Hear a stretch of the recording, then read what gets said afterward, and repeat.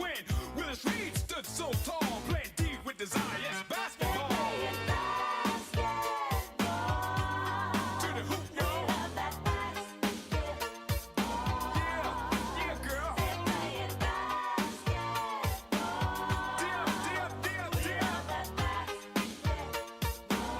Oh, yeah. I get the ball and then I don't play like the superstar in the NBA. The forwards, the centers, and all the guards, the ones you see on the bubblegum cards. Me and homeboy would go one-on-one, cause playing the game is a lot of fun. Sit by the TV and watch them all, cause Curtis Blow is rapping basketball. They're playing basketball. The ball, y'all. The pill. They're playing basketball. The up. Oh, yeah, to the hoop.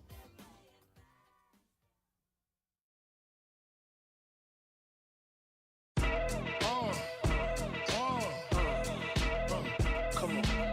Ha, sicker than your average. Pop a twist cabbage off instinct. Niggas don't think shit, stink pink gators. My Detroit players. Tim's for my hooligans in Brooklyn.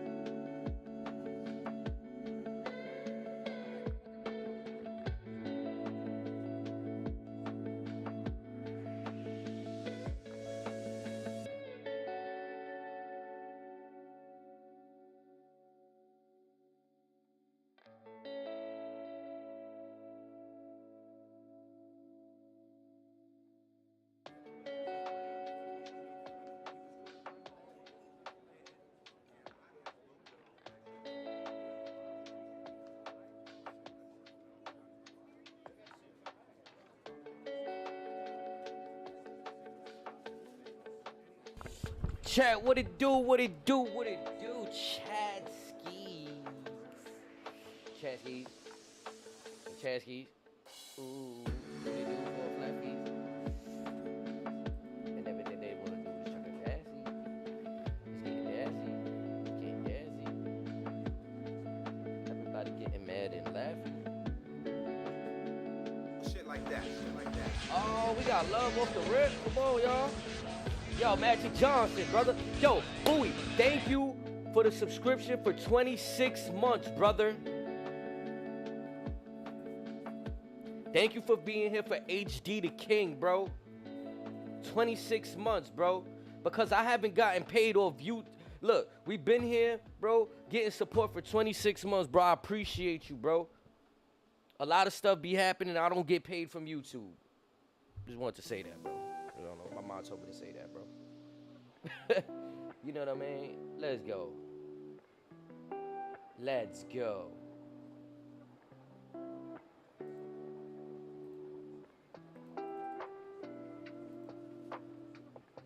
I need to bring down this focus right here. We all this folk making us look like we blurry and stuff. You see what I'm saying? They got this blur going on. Like, I ain't digging that. Ain't digging that right there.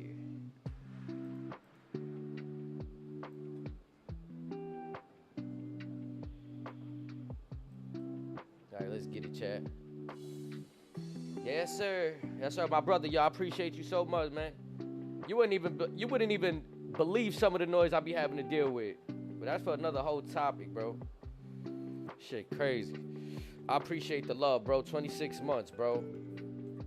Niggas showing me love for 26 fucking months. Choosing to put their hard-earned ducats into this lifestyle that we're doing right here. You know what I'm saying? Into this dream that we got.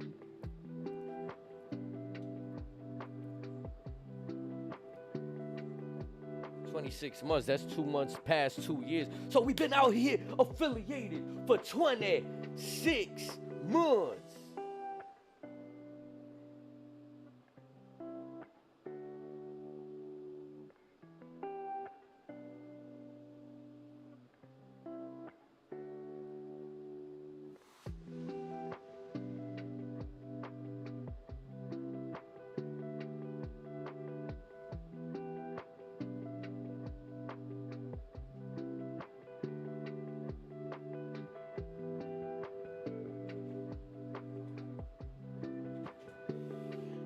Yes, sir.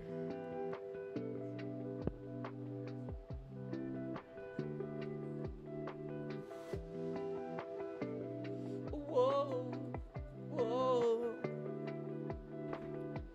Time and time again, I've been here trying to talk to y'all.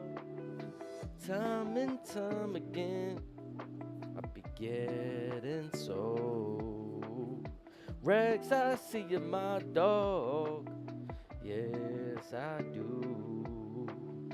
People want to tell you that they love you when they know it's not true.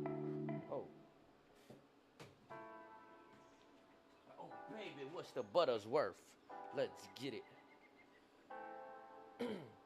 Y'all, I'm fucking happy to hear y'all before we get into the nooks and crannies of the thing. You already know what it is. We out here hoping for a ring. Round one, Lakers laying still. Okay, I be seeing, like, I'm seeing. I didn't like it. What's the one that I was looking at on my phone? I need the one I was looking at on my phone. That shit looks more clean. CBS Sports. This is MSN. Yeah, I don't put on MSN. I need that CBS. That CBS Sports there, man. What's this? This right here. Oh, that's MSN. What is that CBS? CBS News. CBS Sports on MSN, though. We don't want that one. We want straight CBS Sports. CBS Sports, that's the one we want, man. That's the one we want right there. CBS Sports with the fucking draft. Yeah, man. We want draft grades, draft winners. Yeah, Lakers strike gold.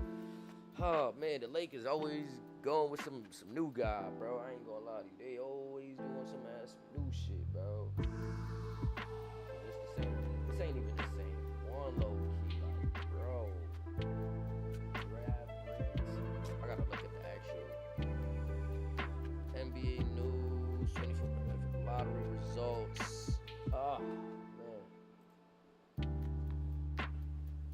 I said lottery results. Like,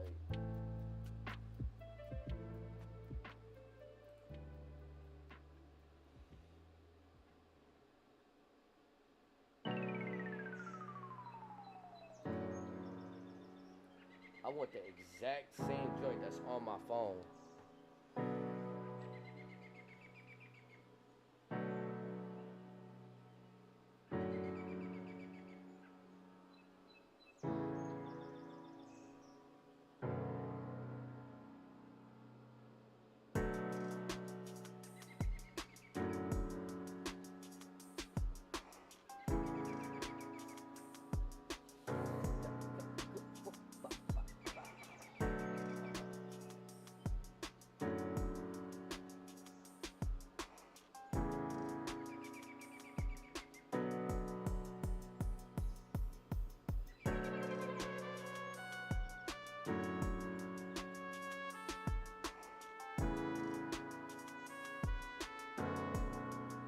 The Lakers could have landed Bronnny. They just chose not to go that route.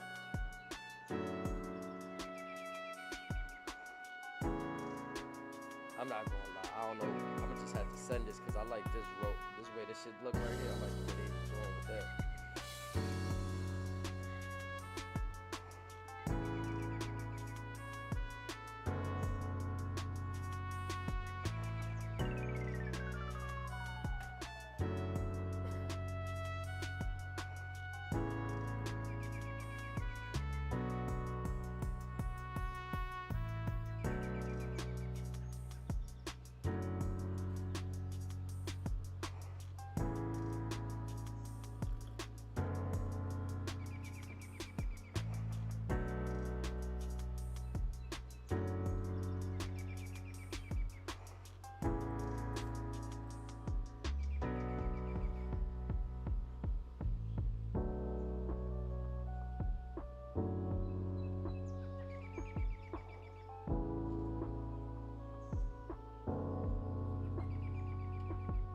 Alright, let it go. I don't know why I keep saying draft lottery results, but like, I guess it's a page that's a combination of everything. Like, draft lottery results, and then it went into the draft. Like,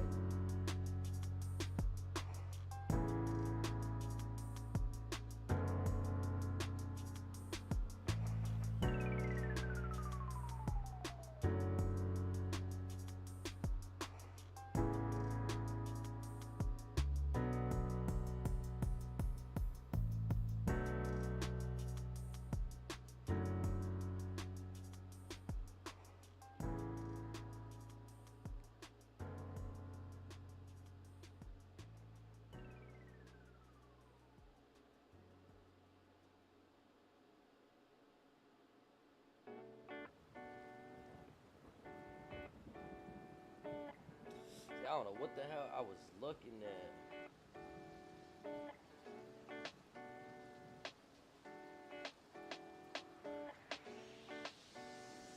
I might have to go back to the other page.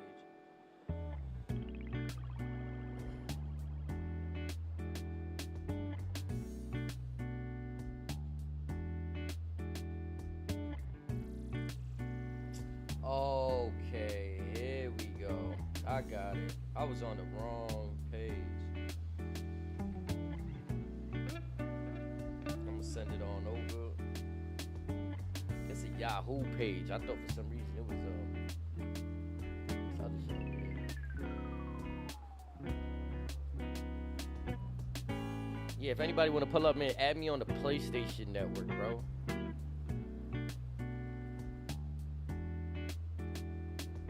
Yeah, add me on the PlayStation. Y'all want to chop it up, you know what I'm saying? Y'all want to get some combo in right here, right here, right now, right now, right here, right now, right here, right now, right here, right now. Get it in, man. Come on.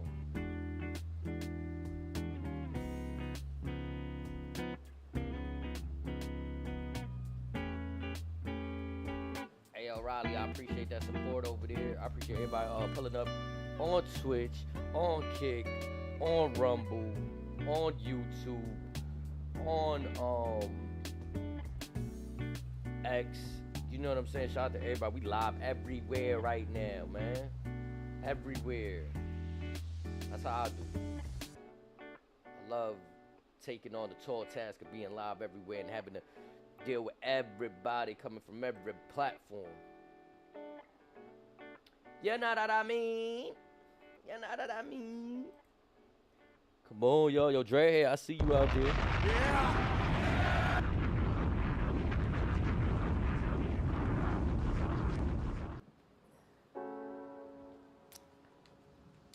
First round, grades. Let me just take it up out this screen right here. I want to open up possibly maybe a YouTube or something to show you guys the clips. The clips. The clips. The clips. The clips of some of these players that were drafted. So with the first round, first pick of the first round, Atlanta Hawks select Zachary Rizaker. If I'm botching your name, my brother, I'm sorry. It's first time saying it out loud. And I've never heard anybody else say it. So this is the Atlanta Hawks pick right here. They got him listed as an A grade.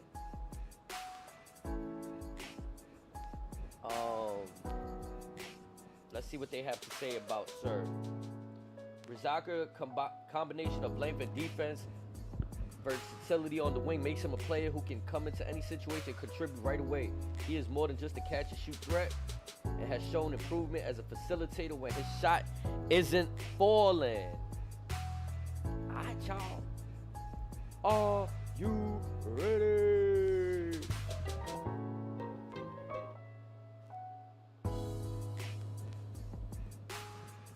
I gotta switch. Can I switch the tempo of this just so I don't get clapped? I guess I gotta. Let's slow it down there for me. Where Julien Depart. Alright, let's see what he got right here. By the way, if y'all pouring in, just tell me where y'all think Bronny gonna go, man. There's no right or wrong answers. There's no right or wrong answers. Let me know what y'all think in the chat, man.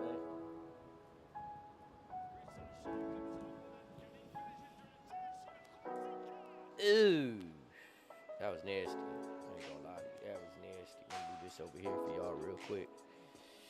That was fucking nasty. You just yanked it on me. Gah! Okay.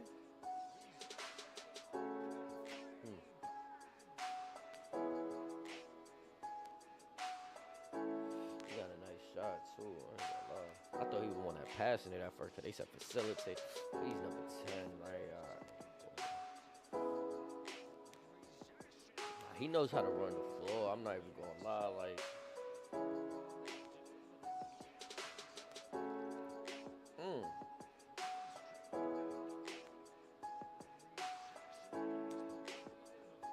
That was a very college dunk right there. Like, we used to play college hoops, and it's like, you know what I'm saying? That was a college hoops dunk right there.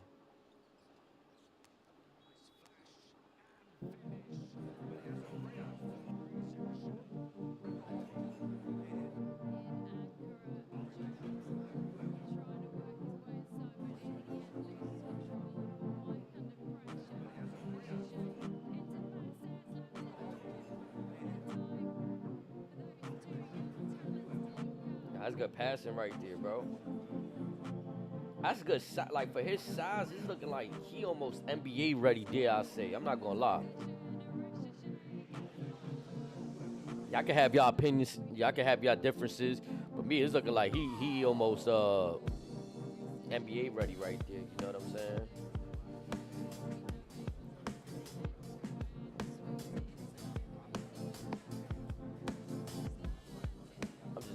Chats out the way over here, y'all. Apologize for that. All right, let's work. Let's work. Let's go. Move this over here. Let's work.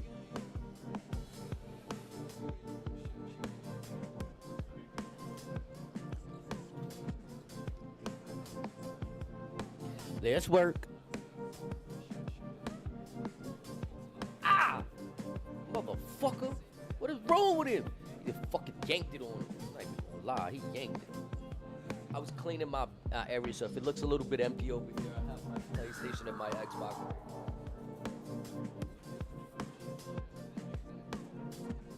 See that shit? Cold. Who you know got an Xbox like this? Who you know got an Xbox like this, man? Cold, bro.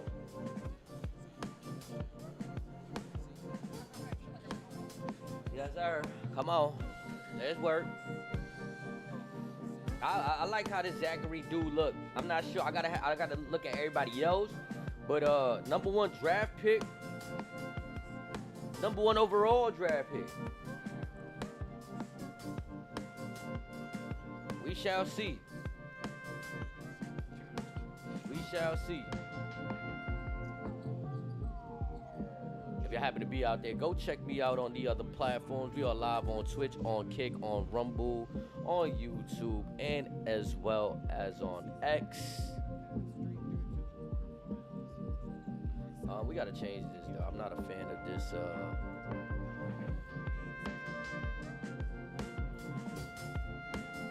Whatever this music is going on right here, I'm not a fan of that. I'm gonna go ahead and switch that right there. God. Hi.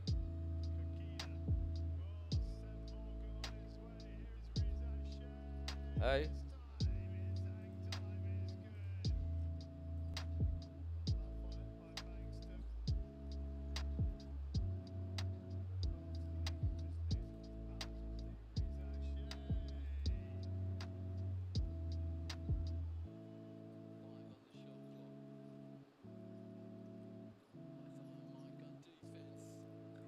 So that right there, Zachary, you gonna be your first pick for the 2024 NBA draft.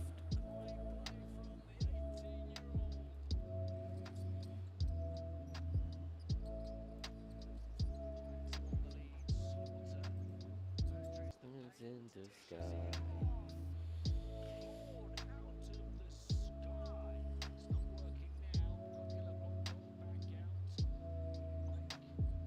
Okay, yeah, one more. You know he gonna hit it. It's a highlight, baby. You know he gonna hit it. You know he gonna hit it. You know he gonna hit it.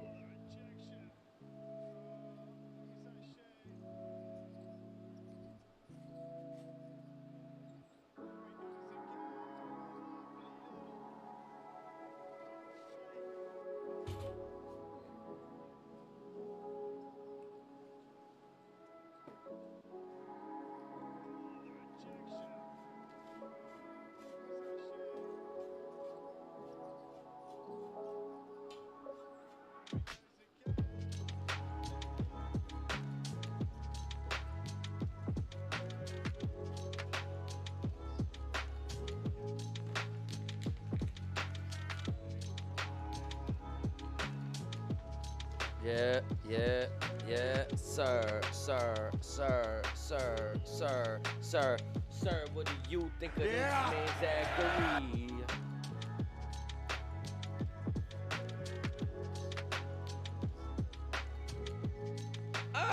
He banked it, he yanked it on him.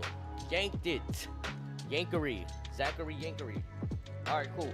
All right, let's take a look. Did I open up that other page? I don't believe this is still Sports. I don't think I opened up the page, but opened up the page is crazy. A page. What do you know? If it isn't Paige herself. Page. All right, y'all. I believe that I got it. I got it. Some decent picks, terrible picks. See, if you're gonna say terrible, see, I don't want to spoil it if y'all haven't watched it. But again, let me know before we go further on. Where do you think Bronnny James is going? Is he gonna go play with his papa? Is he gonna go do his own thing?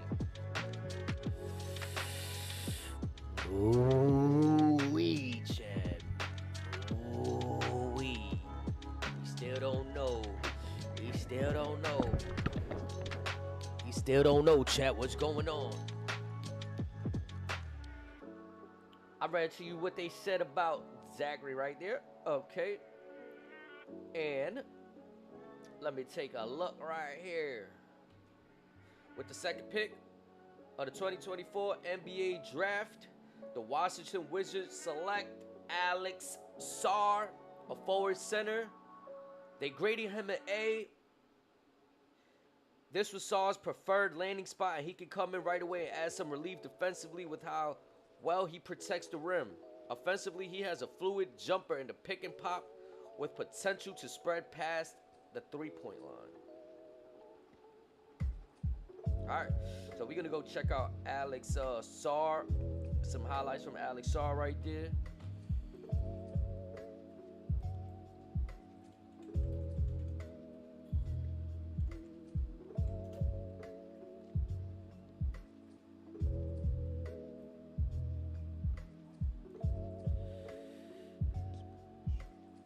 Extend that just a little bit right there. Just all right, cool. All right. Welcome to the Washington Wizards. Let's go. Alex Sarr might be something. I mean, we don't know. We know how they play overseas. We see the highlights, but is it actually going to translate?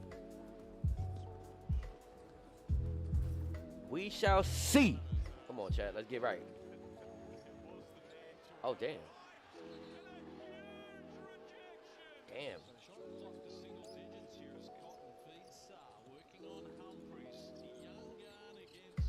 Damn. Let's tune it up like this real quick. Oh!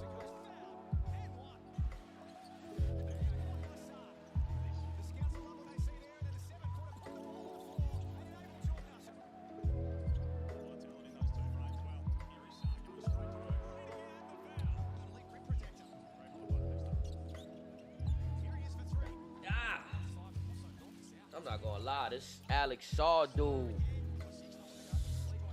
Alex Sarr.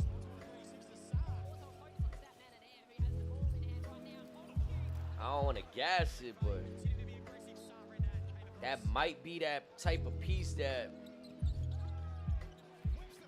might very well be that type of piece that Washington needs right there.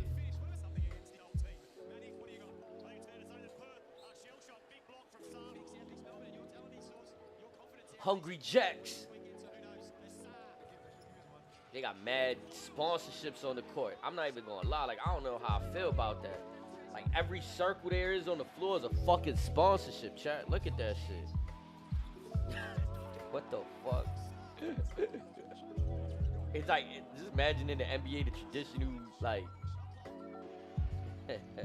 Coca-Cola on this shit.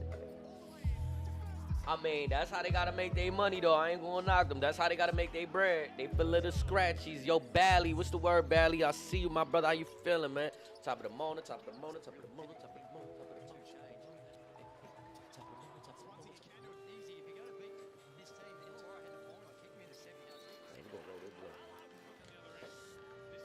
Ah! That was a layup dunk. You ever seen a layup dunk where it looked like he dunked it, but his fingertips just grazed the rim? That's a layup dunk.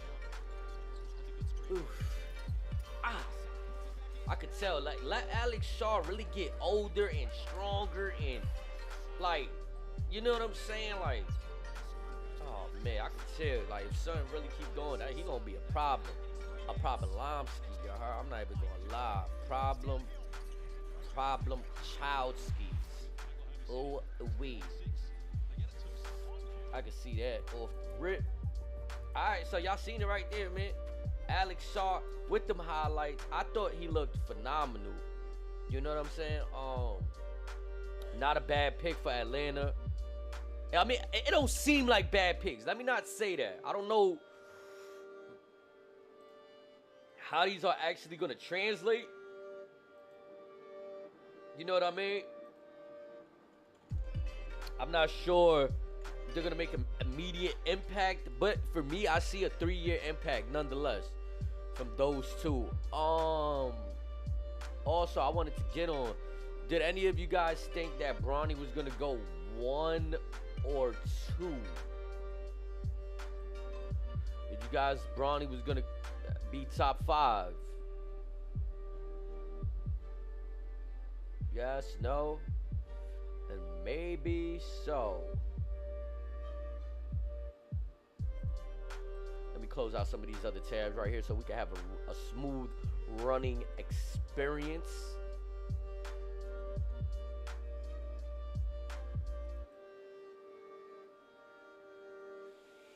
Yeah, so we can have a nice smooth running experience right here.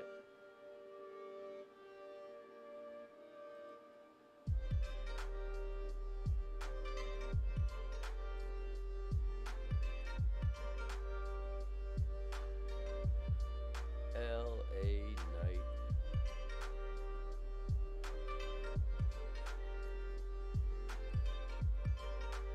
Third, the Houston Rockets.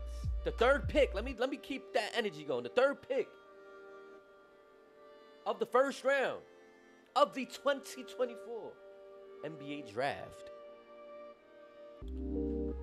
The very first pick goes to, and when I say the very first pick, I mean for the Houston Rockets in the first round. Their first pick of the first round, which will be pick number 3. Reed Shepherd, guard.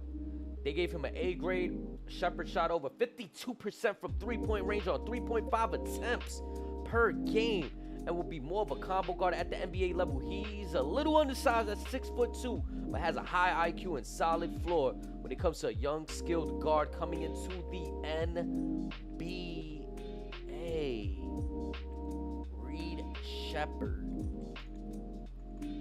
Now I feel like with the landscape of, yeah, Houston was in a bad spot in the last 2 years. I think they're slowly moving in the right direction. That's what I feel. That's what I believe.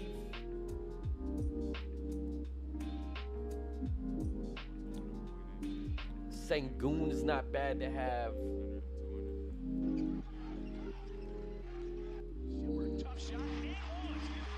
You got the young brother Amir, I believe, one of the twins, one of the son of the twins.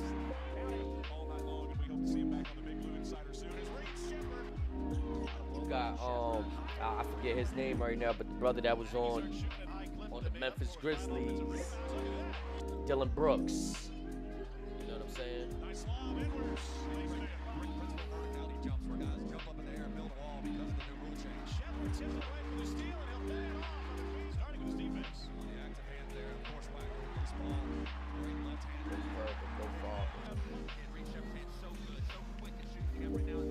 That's not why we came. If not, then why bother?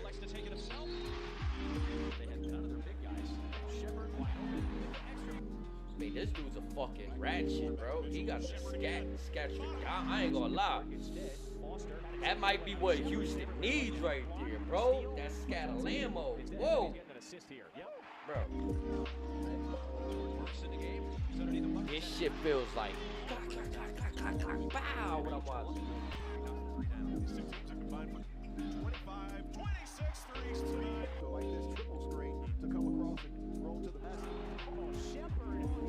He ain't blocked his shot. Oh. That's fucking OP.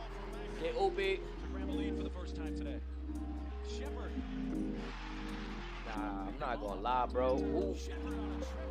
That's JJ Redick-esque shooting right there. Over 50%. I would have to go look at the numbers. I'm just saying, like, just off an eye test. I'm looking at an eye test right now, chat. Not looking at the eye test. He letting look. God, get out my face. What are you doing?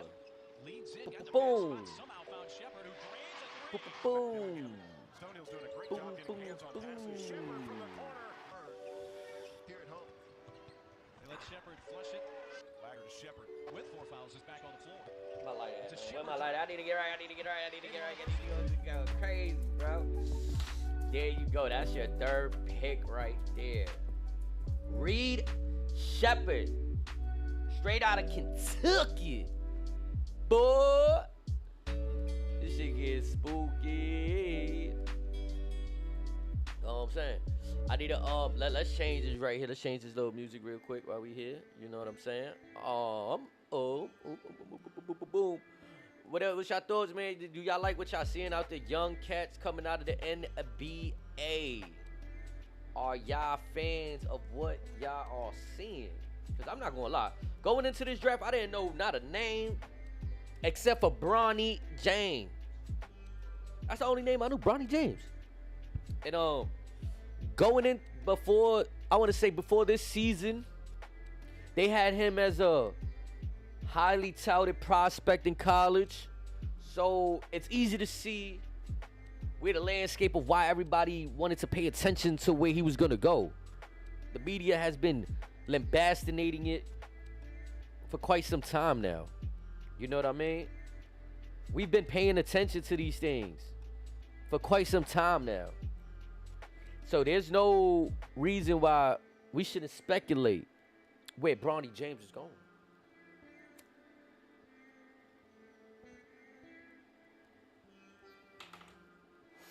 But let's carry on. Let's work. The number 4 pick of the 2024 NBA draft and their first pick of the first round. Sorry, brother, if I get your name wrong. Stephon Castle. Castle was one of the best defending guards in college hoops during his 1 year at UConn and showed a much improved three-point shot during the pre-draft process. He has upside as an elite two-way player in the NBA and can help anchor the defense alongside Victor Wembanyama. So are we looking at Stephon Castle as him? Can he be that piece to help elevate the Spurs? Let's get some Stephon Castle highlights in here. Again, pardon me, brother, if I'm saying your name wrong. I see the O and the N, so I'm going Stephon. You know what I'm saying? Yeah, baby. We gonna go. Which highlight we want? We gonna go to the March Madness then. Let's go March Madness highlights then. Let's go with the March Madness highlights then. Isn't that for the kids? Isn't this? Stephon Castle is a guard, and they graded him a A for this pick for the Spurs. Doctor recommended brand for hydration. Introducing the first Dell Copilot Plus PCs with on-device AI, built for generation. That's UConn defense, boy. They smothered you. The screen weaves through the traffic for two. I think I want to slow this one down, to be honest. Or keep it at normal speed, and then maybe lower it is down some, so we don't hear this. You know what I'm saying right there? Boom.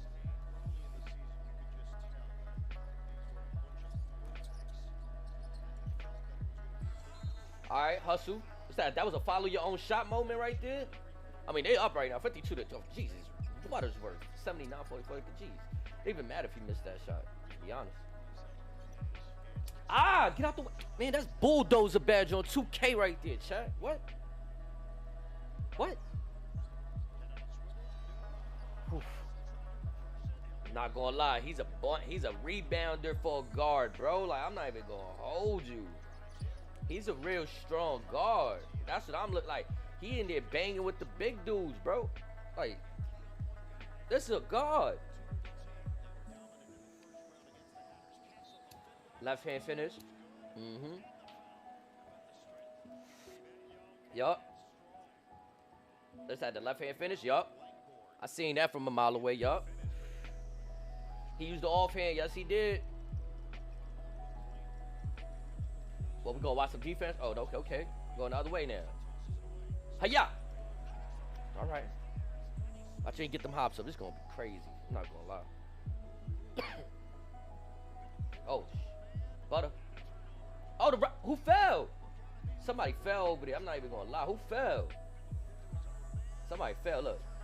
Yo, is that who fell? Nah. Oh, the coach. No, that ain't even the coach. Hold on. That's the referee that fell? Watch this. Clink. Oh my. Referee took a tumble right there. I'm sorry for keep rewinding this little bit. I just didn't expect to see the referee take a tumble over his own 2 feet. Jesus. Got him. Hey, Euro. Lay him. So much has happened on that one play right there. It's incredible. All right, y'all, what we doing? Back up, post up, hold up. Off the curl, shot, bow. Oof.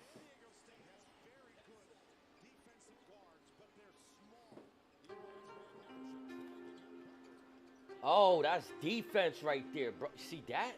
That? I'm not gonna lie. That right there was textbook. Oh, damn, I can't see. Oh. Boom. Hands active, baby. Staying active, moving them feet. Oh, man, that was beautiful. That was beautiful defense right there, in my opinion. Know what you guys see out there, but for me, that was beautiful for me right there. Guys, don't forget to follow me on Twitch, Kick, Rumble. If you out there on X, check me out, baby. This is what we do. We most of the time, but I'm always live, bro. Like, I'm always live. Like, if y'all want some content to just like watch, I got everything for y'all. I be playing the game, I be live, you know what I'm saying? I do what I'm doing right now. Honorable deflections, we do unwelcome your thoughts, all that stuff, you know what I'm saying? Come on, man. Your favorite 2K players here, giving y'all mad different content. Come on. And if I'm not your favorite 2K player yet, I'm slept on and I haven't earned your right. We'll get there. We'll get there. I believe in it. We'll get there. I'm a fucking beast.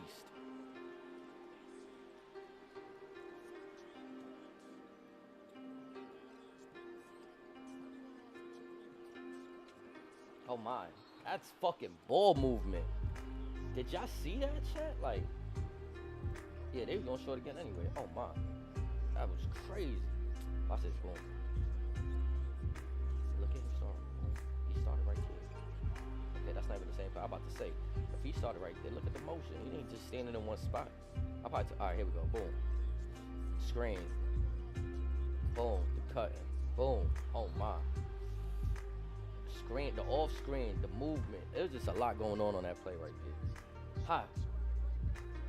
Come on. We ain't gotta be greedy. We ain't gotta be greedy. He could have took it up. All right, give it to the big man.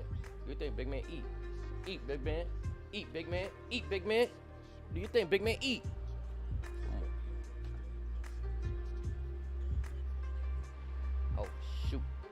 That was crazy. I'm not even gonna lie, that was crazy. That was crazy.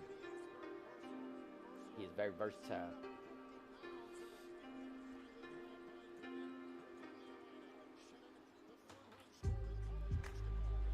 Oh, excuse me.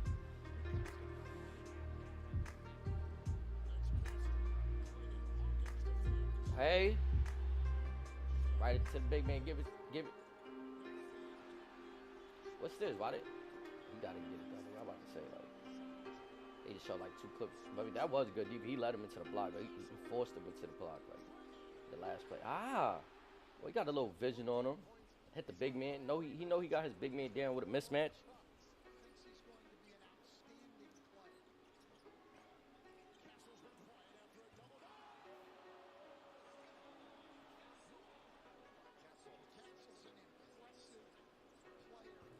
Oh my, that was crazy.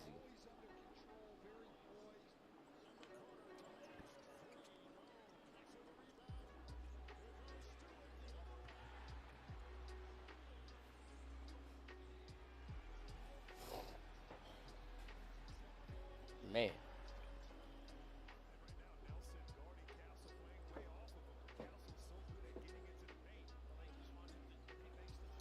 Hey, grade, open. Let me get that.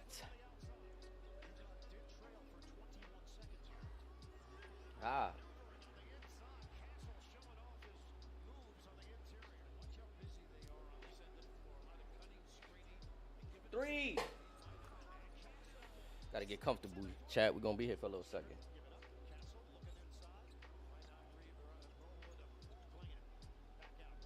I'm about to take off my headset in a second till we get somebody in here, and then we put the headset back on.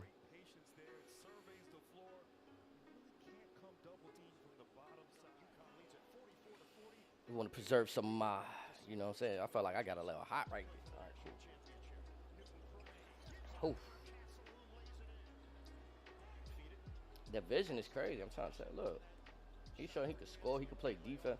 He's a good all-around player as of right now. Like, okay, that wasn't so much of a good pass. It's like that he had to do that, but they still got it.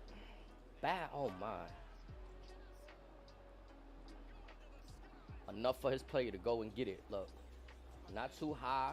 Enough for his player to go and get it.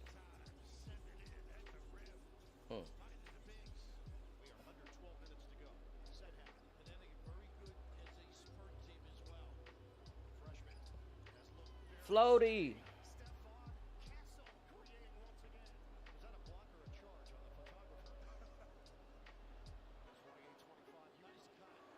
Revert. Nah, he got him. Reverse lay. Squeak. Excuse me. Excuse me.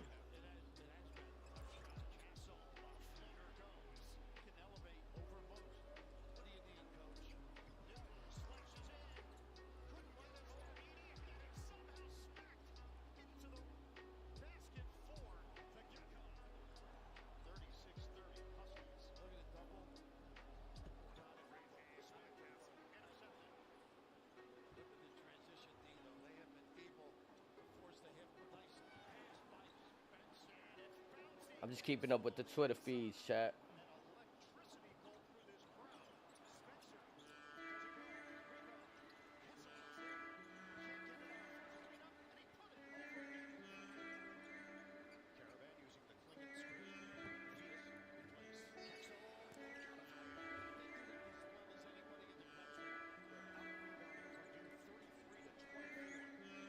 This is probably the longest clip we got from the, I'm about to say, look, that was the longest clip we got right there. There you go, Stephon Castle, San Antonio Spurs. With the 5th pick of the NBA 2024 draft. Detroit Pistons select Ron Holland, small forward. Holland averaged 19.5 points and 6.7 rebounds in the G League this season for the Ignite. Although he can be turnover prone at times, his size at 6'8" and his burst off the dribble and in transition still gives him room for growth in the NBA at just 18 years old. His movement off ball needs some work, and he sometimes clogs the lane with his attempts to get to the rim. That's an interesting take. They give him a B grade. So, we're going to see what Ron Holland got over here. I haven't kept an eye on the G League team, so it's an 11-minute clip. So let's put the playback speed on 1.25 right there, and let's get busy, y'all. Oh, whoa, fuck! That was a hell of a first play right there. But telling, good layup. They ignited down, so. That was a hell of a fucking move, though. Oh my, Euro into the up and under.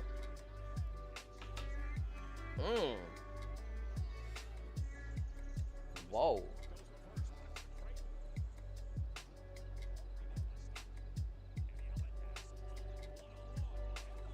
I don't know how much this pick helps Detroit.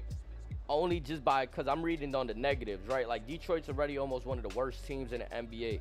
Kay Cunningham is their high point. One of the twins that was drafted last year, Thompson twins.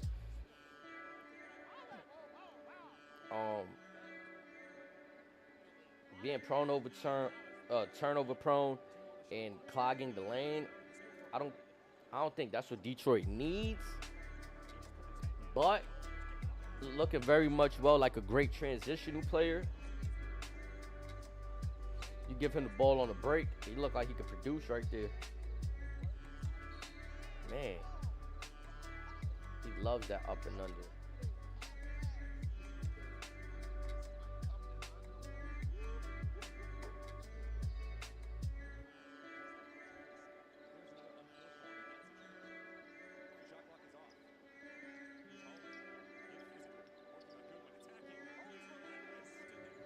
Crazy.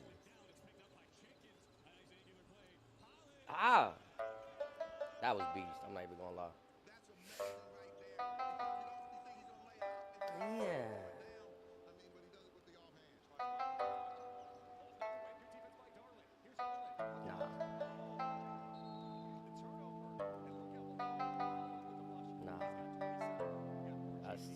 That's tough.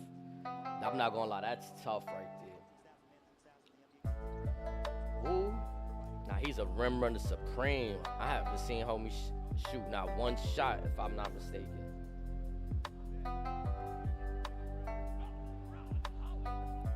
Again, I don't know if that's something that Detroit needs, but we shall see. Looking like a phenomenal rim runner. Oh.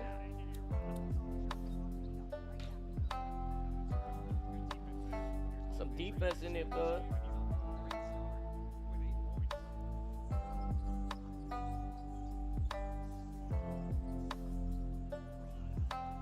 Man.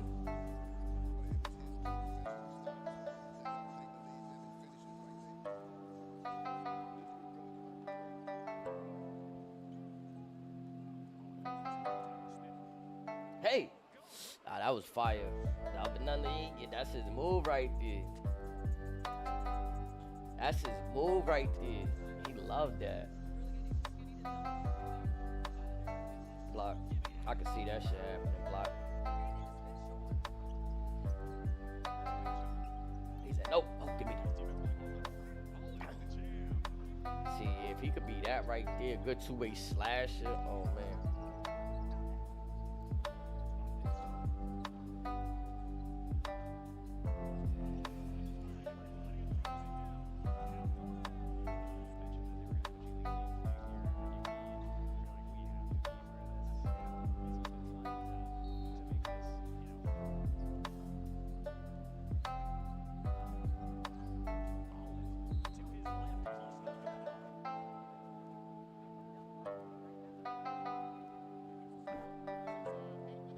Oh, they went up high, down low.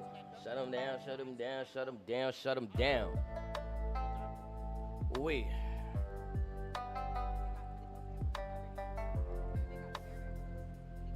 Give me. Nah, that's a good steal right there. I'm not even gonna lie. I like that type of drive, intensity, assertiveness.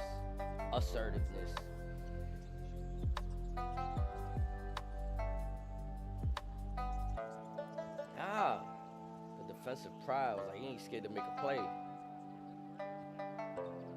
I think that's the big thing that Detroit probably sees out of him. He's not afraid to make a play.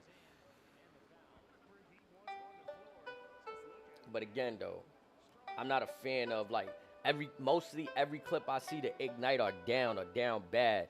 So you're gonna be from one losing situation to the next. I'm not going to sit here and praise every pick if I don't truly believe that. So I like the player. I'm not sure about the landing spot, if that makes sense. Player needs some work, but the landing spot not so favorable.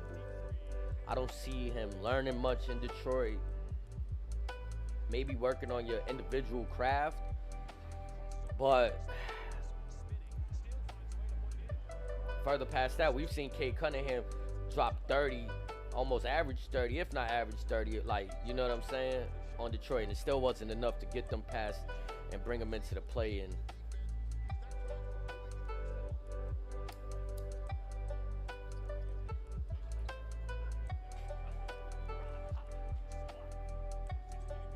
hey, oh man.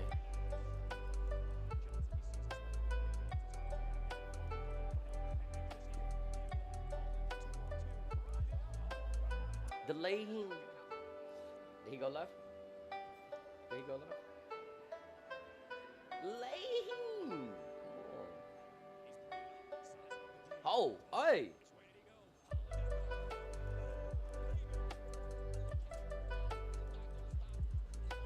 That shit was forced as hell, but he made it. Fuck it.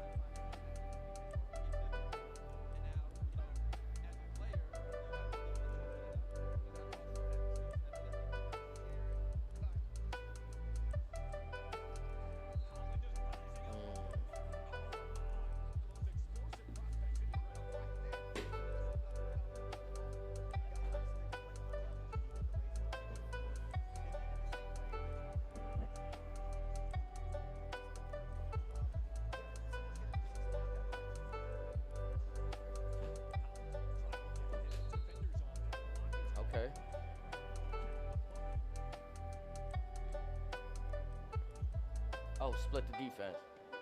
Yup. Damn, Ignite got mad jerseys. Ignite got so many jerseys. Like, I feel like I done seen so many Ignite jerseys. They're about to shut that team down, right? No more Ignite.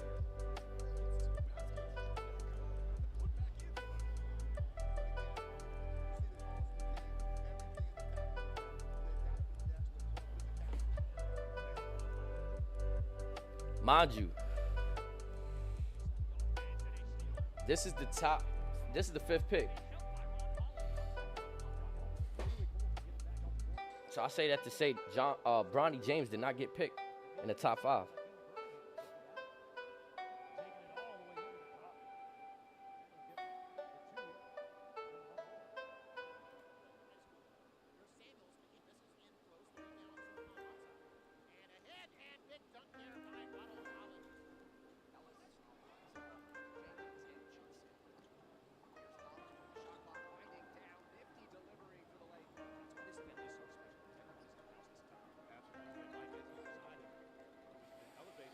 Ooh wee.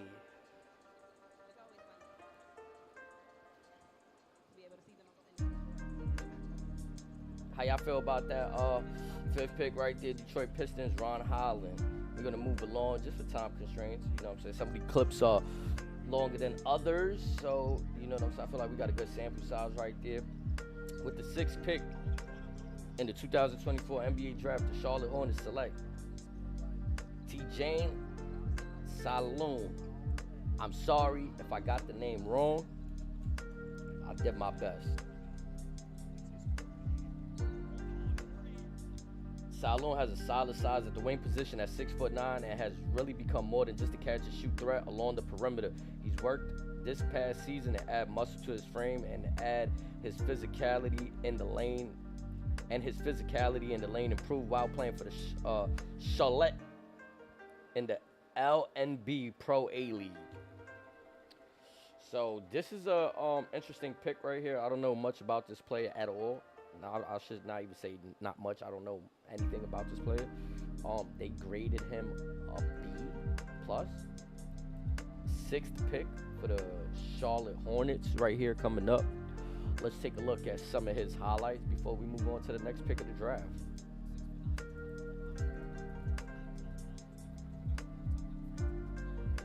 Oof.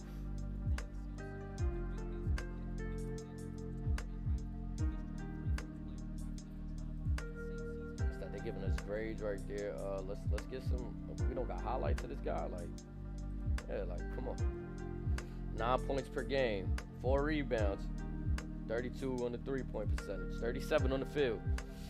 I don't know. Okay, that was a tough move though. I'm not even gonna lie. High arcing shot. He don't really got a lot of jump off of him. Let me see. I could be mistaken. I could be mistaken. I feel like I'm not seeing a lot of pop off the shot. Oh my. Yeah, I don't know. Y'all tell me, man. I'm no professional. That's a high arcing shot. Maybe he's tall enough. He 6'9". He don't really need to get a lot of jump. You know what I'm saying? But that's a fucking shot right there. I'm not gonna lie. It looked kind of like weird, but it's high enough that he got it. But also his field goal percentage at 3 points, so they're only showing us the best.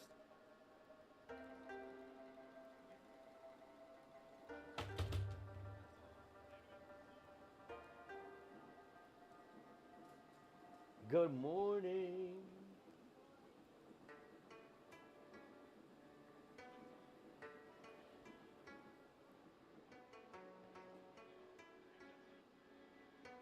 I am doing this review the morning after the draft, in case anybody is wondering. It is June 27th.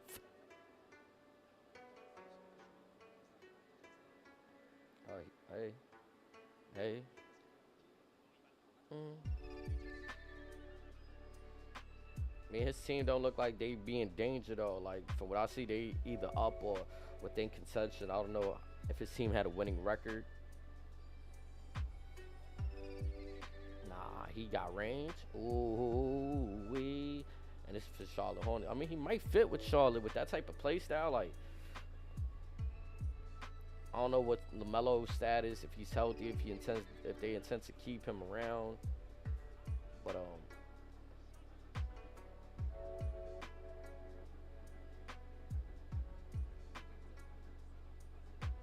I don't know why. It's funny to me how the team he's playing for is Charlotte, and now he's going to Charlotte Hornets. All right, so yeah, y'all let me know what y'all think about that pick right there. T-Jane Salon. That's the number 6 pick for the Charlotte Hornets. Number 7th pick for the Portland Trail Blazers. This is the one that had me laughing right here. They picked Donovan Clingan. They give him an A grade.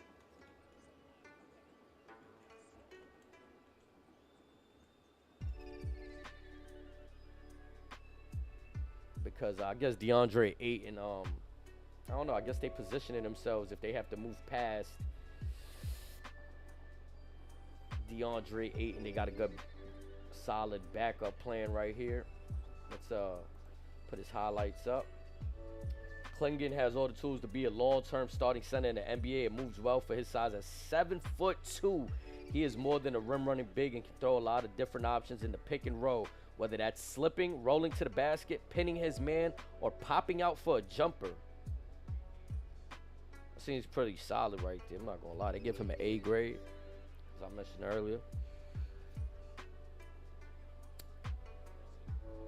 You can throw that rock a little higher since he's 7'2".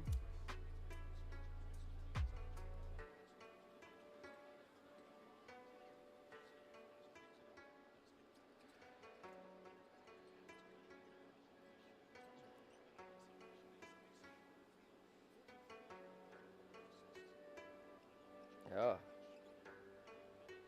This dude giving me like Cole, like a better Cole Aldridge vibe. Like if y'all remember Cole Aldridge, I feel like he just didn't pan out in the NBA. Maybe that's a bad comparison because of that, but like I don't know. I thought Cole was supposed to be this kind of player right here.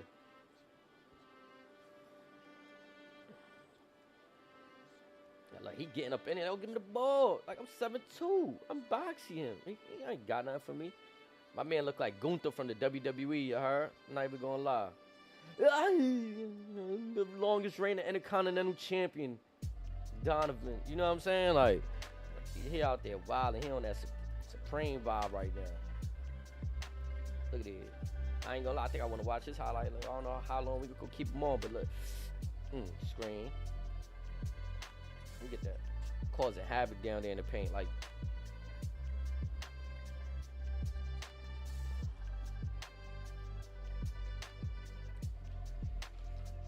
late.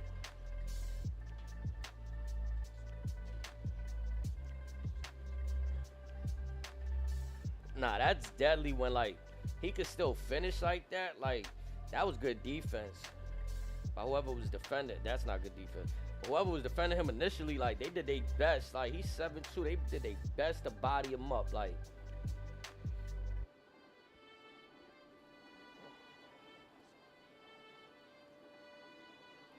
hiya.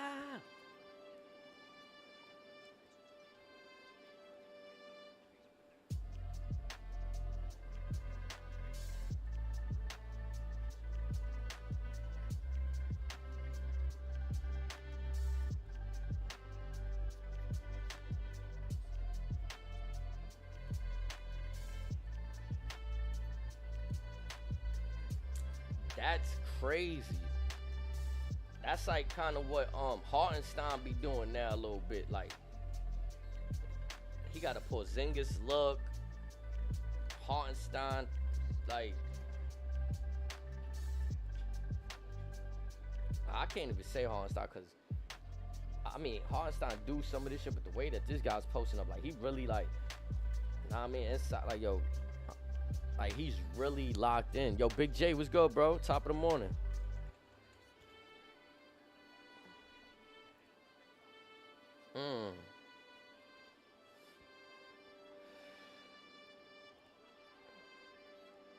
I'm over here recapping the NBA draft yesterday. Where did Bronnny James land? To me, that was the biggest point for me. I don't know about anybody else. So, like, this is no disrespect to the players that's in the in the NBA draft right now. I just felt like this was the biggest storyline for me. Been a fan of LeBron James since the 2003 year when he came into the league. And yeah, this is just a once in a lifetime moment, in my opinion, where the father's in the league and his son is about to get drafted in. It's giving me Ken Griffey Jr. senior and junior vibes. Ken Griffey senior and junior vibes. This right here that we're watching right now, this is the 7th overall pick of the first round. Portland Trail Blazers, Donovan Clingan. He's a center.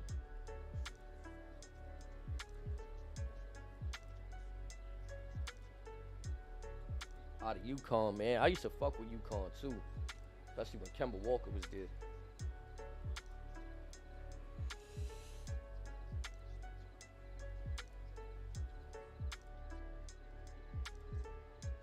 Let's get it. The next pick, the 8th pick, had my fellas talking. Like, I'm in a group chat with my M4E fellas. Shout out to them. And this pick right here, the 8th pick. Now, I don't remember how the trades happened exactly, but the 8th pick was supposed to be the Spurs. And I guess they traded over to the Minnesota Timberwolves. And the pick that the Spurs selected was Rob Dillingham. Now, I hear this guy got nasty crossovers, nasty handles. He's a guard. They graded him a B. Dillingham is one of the best guards with the ball and his hands. It can get downhill and put pressure on the rim. There's no doubt that he'll be electric in Minnesota, but his size at 6'2", 164 pounds is concerning for a lead guard in the NBA. That's what Yahoo Sports got right there. Let's take a look. Kentucky highlights, man. Let's get it. SEC 6th man of the year. You know what I'm saying? So shout out to them. Shout out to the first 7 gentlemen that made it into the NBA.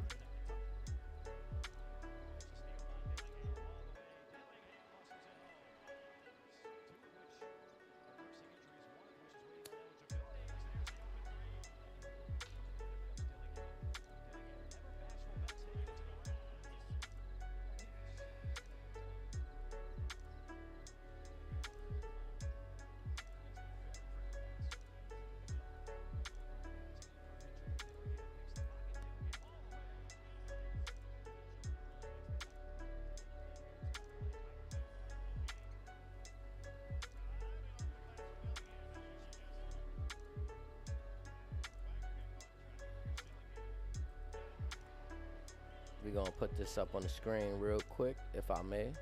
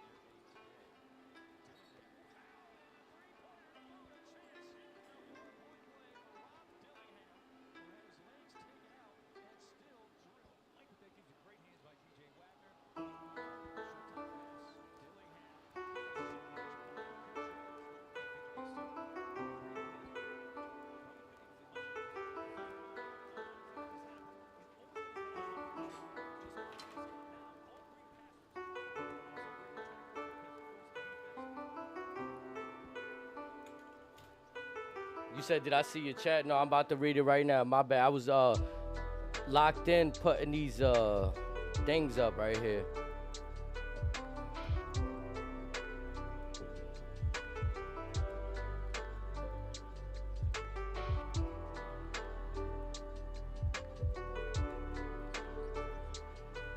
My bad. I'm about to read your message right now, Voodoo, if you can hear me. I left your tweet and good morning, bro. This year's draft, there was a lot of international flavor. Hell yeah, bro. Right now, I'm in the 8th pick, but yes, the first two were international. I believe the first few were international. Definitely, bro, it's lit out there in the draft. Like, you know what I'm saying? I'm glad you caught up with it. My apologies. I'm keeping up with like 3 different chats right now. I got Rumble up, I got Twitter up or X, and Kick and Twitch. So I'm just been ciphering. Yo, Big J, what's good, man? I've been good, bro.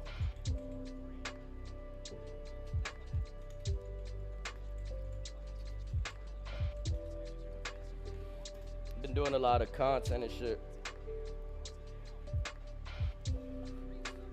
Yo, Cap, what's up, brother? What's the word, man?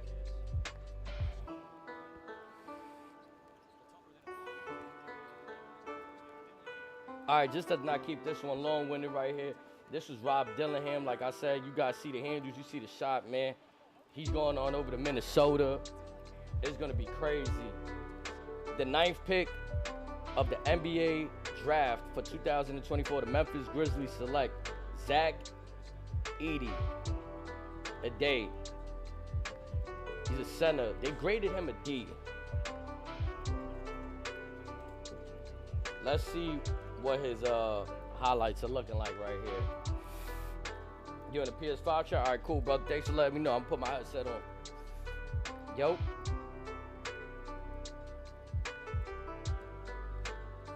Yo. Yo, you can hear me? Yes, sir. Yes, sir. What's the word, brother? What's good, nigga? Ain't nothing. Just checking out this. I'm playing the game. Where's Bronny landing? Obviously, the draft has concluded the first night, but it's just fun to just recap and see what everybody's thoughts were. I wasn't expecting him. I wasn't expecting to go in the first round at all. See, if LeBron was really leaving. Oh, okay. You see what I'm saying? Nah, like, I feel like more of a political game. Like even in college, Yeah. why was he? I'm sorry to cut your shit, bro, but like, why was he even? No, go ahead. Why was he even rated like a top prospect before even playing like he didn't even have a strong high school resume? You know what I'm saying? Yeah, I think with Bronny though, I think that's the shit with Bronny is, if you ain't been watching this kid since he was like 6 years old, you don't know. You know what I'm saying? Like if you really just pull up numbers, you're gonna be like, oh, this nigga don't he can't hoop. But now if you actually watched him play and seen some of the shit that he can actually do, you be like, damn, this motherfucker actually can hoop. So a lot of with Bronny, it's potential. It's what people see that he can possibly be. You know what I'm trying?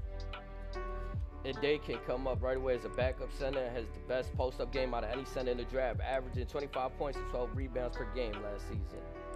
I don't know why they gave him a D grade. Bronny worked, bro. He worked. He's been working and he's been working and he's been working. Bro, right? But what I'm saying though is like, how many kid prodigies have we seen? Like, what was even that kid that was Julian Newman, but he never grew. Right. He never grew though. He's like 5'7". Right, but I'm just saying though, there was like a lot of kids that were hoop mixtape legends and et cetera, and not to discredit, but it's a translation of game, right? Right. But how many of those?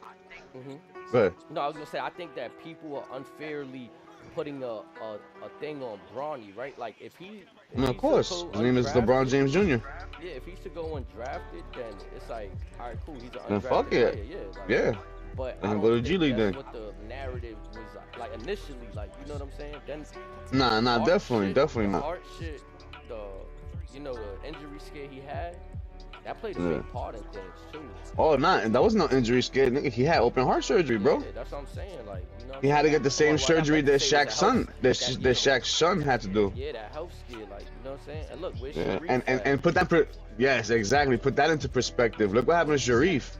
and he never. And Sharif was a 4-star recruit, if I'm not mistaken. He was supposed to be one of them ones, and I liked his game Now a they lot. still got time. But Like Jeff Green was able to come back. I feel like Jeff Green's difference was that he was already like a nice player in the NBA, high octane, yeah. and then went through that shit. Like, Yeah, you know what I'm saying? But you know, niggas gotta put that stuff into perspective too. Just look at it like that from that standpoint.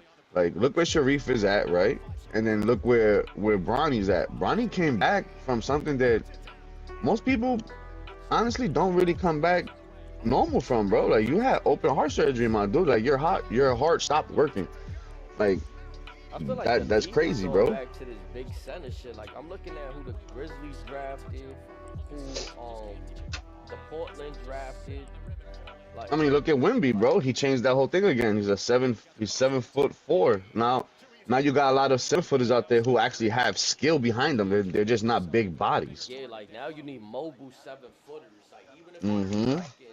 even if they can Just move a little bit. Yeah, they just need to be able to defend and do their job. Like get them blocks. What's up, get Bobby? them You pee on yourself? rebounds. Scoring is a plus. That's a fact. That's a fact. That's a big fact. But it's just like, you know, it's just every couple of years, one player comes and kind of changes how things start to look. You know what I'm saying? Like, now it's Wemby. Of course. 7'4", got handle, I just feel got like great the NBA 's offensive always game. been big. Like even when they say small ball, their small ball is kind of big.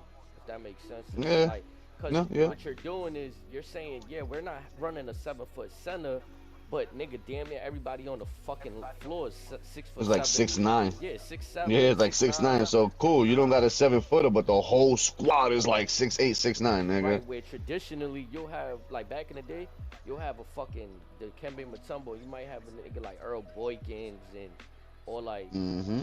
Muggsy Bogues. Like you have 5-footers out there. Not many of them, but you know what I'm saying. Now it's to the point like, damn, like having a 5-foot, like it's kind of like. Juju, it's too early. Go back upstairs to the room, bro. Like, you need to relax. Just chill out, bro. You wake up and want to go on your tablet right away.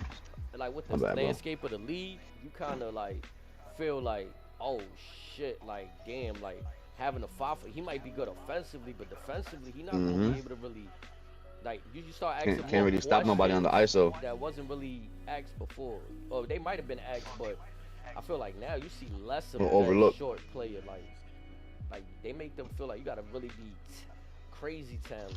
You know what I'm saying? Yeah. Why you think, you know, why you think I'm so high on Jalen Brunson now? He's one of those short players. Nah, yeah, for sure. Like, you know what I mean? He's legit one of those short players who is not super athletic, I'ma explosive, keep bro. it He being, ain't doing. I had like a bias towards him at first, like I meaning did too. You remember, meaning nigga? I like, wasn't happy at first completely. he can't but it wasn't it's cause of who he played with. He played with a dude Yeah. that like which I mean that took a ring from LeBron. Like I'm not Yeah. jacking that. But now it kind of erased that. Like he ain't even wasn't part of that team. I think that won. So it's like, all right, my grievance ain't even really valid. Like I'm just tight that like, you know what I'm saying? He hooped with one of the dudes that beat LeBron. Like you know what I'm saying? He was out there in Dallas riding with them. Like you know what I'm saying? Yeah.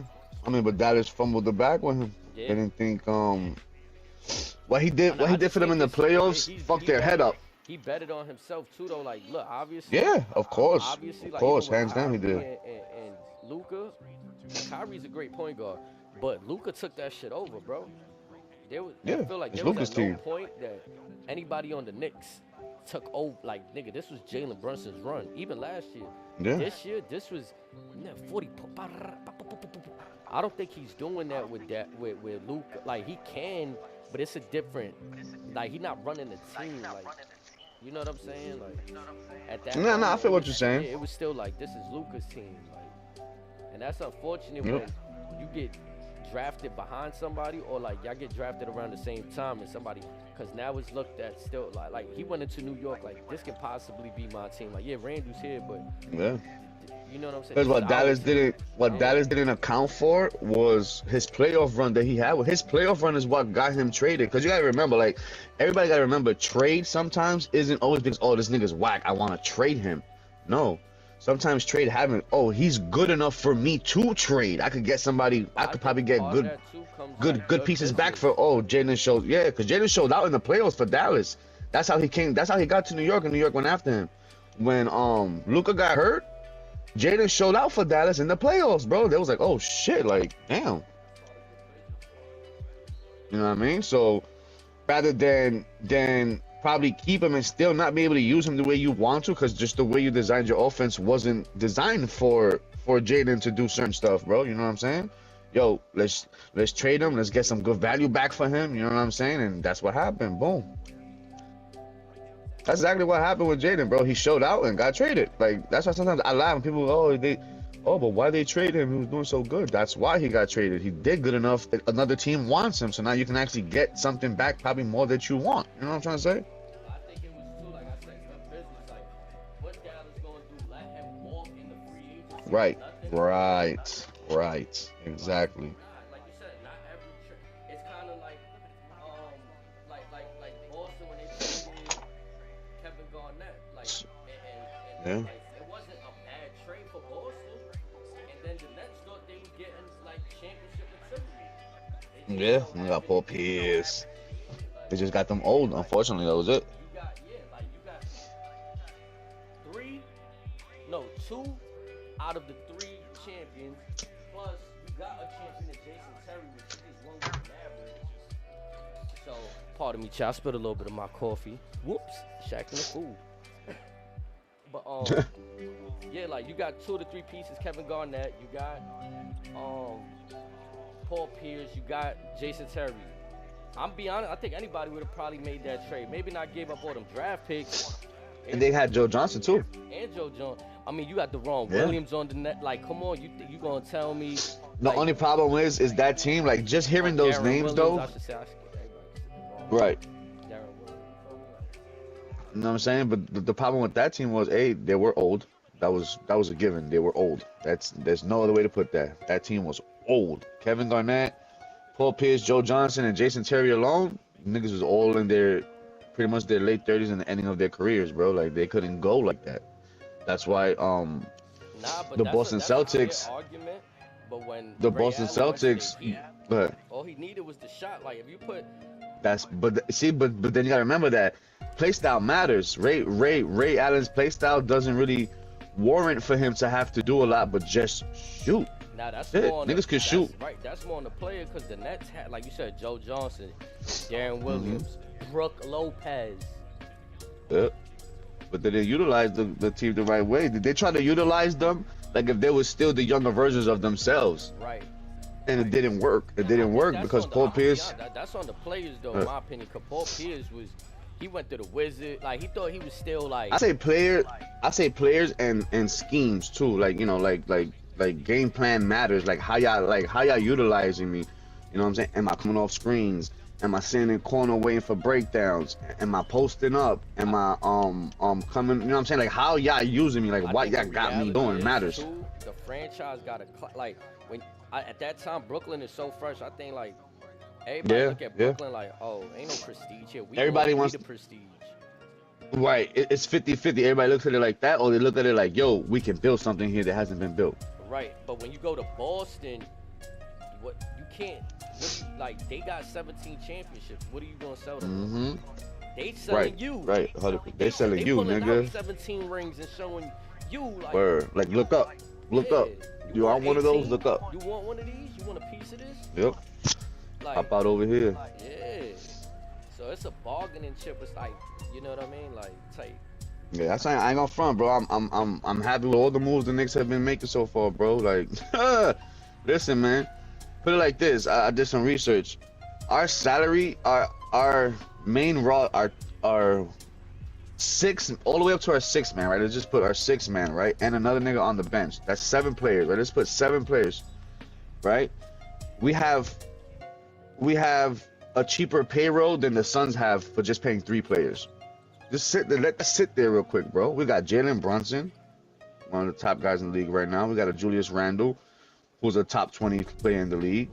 Mikal Bridges, who's actually a top two-way player. OG's a top 2-way player, bro. Like, we loaded, and Yes, bro. Smart contracts. Everybody's like, oh yeah, I paid OG 212, 40. I said, bro, like, look at the league. That's the regular rate now for players that are two-way players, bro. Like, what are you talking about? That's a great contract. Are you bugging? Bro, we got Jalen Brunson right now for half price. We got Mikal Bridges right now for half price. We got Mikal for the next, like, 2 years at a half price. Like, what are we talking about? Knicks is doing some stupid smart moves right now, bro. Y'all bugging. Let me announce this. Y'all 10th bugging. pick real quick. For the 10th pick, the Utah Jazz selected Cody Williams, a forward. They graded him A. This was said of Williams. Williams is one of the best defending wings in this class with how well he can guard positions 1 through 4 and has great drop coverage on the switch. He needs to get stronger with the ball, but is farther along in his development at 19 than his brother. Oklahoma City forward Thunder Jalen Williams was at his Jalen age. Williams, yeah. Okay, so we got Jalen Williams' brother entering the league. Pick number 10 right here. Ooh-wee! Top 10 pick, that's fire. Top 10 pick. All right. That's fire right there. My bad. You can continue. You're just keeping the, you know what I'm saying? Nah, yeah, for sure, nigga. Do your thing. Putting up on the screen real quick. But nah, bro, like, you know, everything, like right now, everybody's like, oh, we might lose Hardenstein, we might not. Listen, right now, I guarantee what's on the table for him is like, they're probably like, yo, listen, bro. Take this deal, you know what I'm saying? It's going to be less than what you're looking for. We get it. It's more than what we're giving you before. But rock out with us. Look what we got. Look where we're going. You're a big part of what we're doing. You know what I'm saying? It's not like Hardenstein is just, no, he's a big part of the Knicks right now, bro. So y'all could really sit down and talk with this dude. If it was me, I'd have the whole team like, yo, iHeart, like, yo, everybody, yo, stand up, yo, take out 500, yo, send this man 500,000 right now, bro. Like, let's give this nigga some extra bread just so he can stay, my nigga. Like, y'all bugging if y'all let Hartenstein walk, bro. That's the one piece that I feel if they let walk is gonna hurt. Even with the additions that they got, you let iHeart walk, bro, it's gonna hurt. It's going to hurt. Keep this team as is. You gotta, you gotta keep iHeart, bro. This is a rare case where, like, you don't, at this point, you don't need to trade anybody. But if you, like, if you can, I think the only piece you can upgrade, if you're only gonna get something better, is probably like a Deuce. And that's a big, because then what's better? Because remember, Deuce is a two-way player. He's a great defender. The same way about Quickly, right? Like, Quickly played no defense. That was the problem with Quickly. He was all offense. Yeah, in terms of the scoring though, like. Oh yeah. We was loving it. We was like, oh nah, right. Gonna be but then future, like. But then the Knicks realized something, nigga. We're going in a route of, we need tough, Tibbs always been a nonsense. Right, so that's what Tibbs always gears towards. So as great as Quickly is offensively, and I liked Quickly, McBride fits better to what we're trying to do.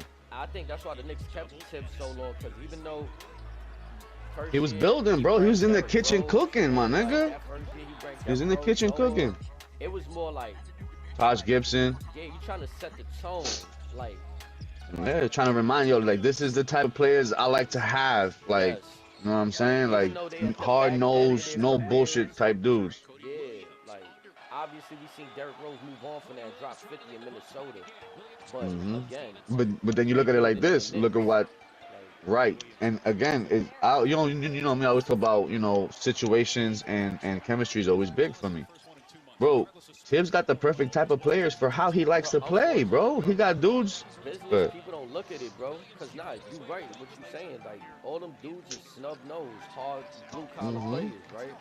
But like, when I play NBA 2K, you go to the section for the GM or the team, and you can put rebuilding, contending for a championship. I think the Knicks did, like, looking at what they're at now, you got to go through the bad to get to the good sometimes. Always, bro. I mean, and this is not like, I like what we're doing because we're doing what, like, the OKCs and the Golden State Warriors and the Denver Nuggets of the world have been doing, building. We're not just out here trying to pay for the top players anymore. We're growing. We're growing some top players, and we're showcasing dudes who can become players like that, like a Dante DiVincenzo, a Josh Hart. Like, niggas ain't, you never. With the 11th pick, Chicago Bulls select Matas Buzelis. Buzelis shot the ball under 30% from the three-point range during his one season with the Ignite, but has great size at 6'9", ability to space the floor.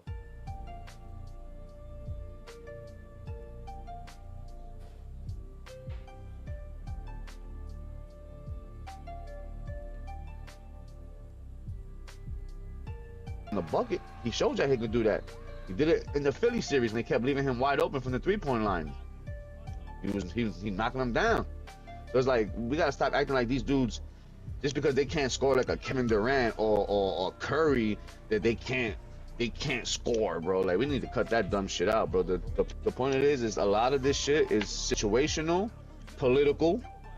Politics always run a course in everything, and chemistry, bro. Sometimes the shit just don't work. Like, I'm sorry, bro. These last few years have really showed us that just putting big names together don't always do it, bro. And it actually shows you that when LeBron did it, it was actually, wow, it worked. When Kevin Durant when Kevin Garnett and Paul Pierce and them did it, oh wow, it worked. They got them a ring. That shit don't work all the time, bro. I'm not saying it in a bad way, but you're saying it mad easy. Like, really though, they had to work. Like, Celtics only got one ring out they big three. The Heat lost their first championship and had. That's because of injuries, though. I'm gonna say it's because of injuries, though. Because the following year they were hurt a lot. If they wasn't hurt, I think it would have been a two-peat. I ain't gonna front. I mean, one can argue that. But I think KG got really hurt. The Celtics won their first championship because Bynum got hurt in the Yeah. Lakers series. Like, you know what I'm saying? Like, Yeah. They didn't have no real big man to contend with. It made it easier for them. yeah, they just had Paul Gasol at that point. And Yep. maybe in Benga, remember them other dudes that came off deep off the Bronny Turry Ave, maybe? Did they have Kamen at that time? I don't think they had Chris Kamen yet. Nah, Did they have I Kamen? don't think so. Even if they did, he wasn't all I that. don't think so. No, but I go to say like that because it's still, those teams don't ever last long because the contracts are too high. It's too much ego, injury. Bro, even you put those teams like Paul George said, you taking away the glue pieces. So now those big, like LeBron still had to be a two-way player in Miami. Yes. Because who was the real defender? There was, Like, all those dudes was just there to spot up and shoot. spot up and shoot. Yup, the defenders really was him and D Wade. That's it. Chris Anderson came through and started blocking shit, and he gave Chris Bosh that relief. Because who they had? Joel Anthony, like Juwan Howard. That nigga was trash. I'm sorry. Dudes that once LeBron left that team, they weren't even in the NBA no more. I'm sorry. Nope. That's why they always said LeBron got people paid, nigga. People can hate him all they want. He got a lot of people a bag. You play with him, you got a bag. Just put it like that, bro. The only dude that I feel like they dropped the ball on that they probably should have developed because they had him was Hassan Whiteside. Yeah, for sure. But Yeah, LeBron I was could already on agree his with way that. out type shit. Like, that was like, Yeah. So he was like, I don't give a fuck. yeah, they didn't, like, it was over. But they had Hassan in the cut. But nah, I just think it looks good, bro, when you build, nigga. Like, we're literally watching what building looks like, bro, versus, again, just having 3 max players and then you gotta scramble to fill out the rest of the team like the Suns did.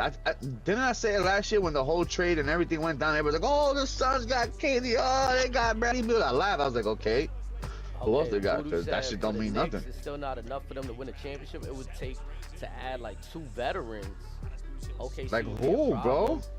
Oh yeah, like I mean, Bro, we have a deep 8-man rotation right now. Who we gonna I don't know add? what the money situation is, but if the Knicks could pull a Klay Thompson somehow, or like, you know, if you talking about a veteran that could still, I don't see a veteran that's out there that can like That can help. Who's Andre, gonna help like, them and do what? Yeah, like who? And replace who? 'Cause like I said, we got an 8-man nigga. It's Jalen Brunson, fucking OG. We got McHale. We got Randall. That's literally a starting 4 right there. Those 4 are starting. Speaking of right the there. Oklahoma City Thunder, because you said OKC would be a problem. That's the 12th pick of the 2024 NBA draft. They selected Nikola Topic. And it's an interesting pick because they selected a person that suffered a partially torn ACL. And they would have to be patient with his recovery. So it was interesting that Bronnny James does not get drafted in the first round, but somebody that's injured. Now, I'm not trying to push no narrative here, but what I'm saying, though, is Somebody else could have got pushed up, and Bronny could have maybe got the last spot in the first round. Maybe no. I mean, if he gets picked the first pick of the second round today, then I mean, like, come on. You know what I mean? Like, we couldn't get him in the first round. I mean, It'll make his story even greater. Second round. It's all round slept. Yeah. But it's all about. Yeah, it really depends on LeBron, bro. I ain't gonna front. Had LeBron completely announced that he's a free agent, right? Had he completely said, yo, I'm a free agent this year, I don't know who I'm signing with, I guarantee you somebody would have drafted Brownie in the first round to try to entice him even more. But because he hasn't said anything about not signing his option with the Lakers, you know what I'm saying? There's no, oh shit, yo, let's get Brownie. Maybe we could get Braun, like how everybody's been saying they can do. It was never gonna happen because he never announced that he's going to be a free agent. You know what I'm saying? So why would you even attempt to reach for something that hasn't even been confirmed to you, bro? So it's like, to me, that's what hurt him not getting drafted in the first round. But honestly, bro, like, as high as I am on Brownie as well, because I've watched him a lot, I wouldn't be mad if he didn't get drafted. Like, I wouldn't be mad, bro. Now, great, you know. Now we understand he had one of the best combines from anybody this year. You know what I'm saying? But that's it. That's all anybody could really go off of, you know. I'm not, you know, I'm biased when it comes to a lot of shit, but I'm a real dude. Like, there's not a lot of footage on him that you could be like, you know what?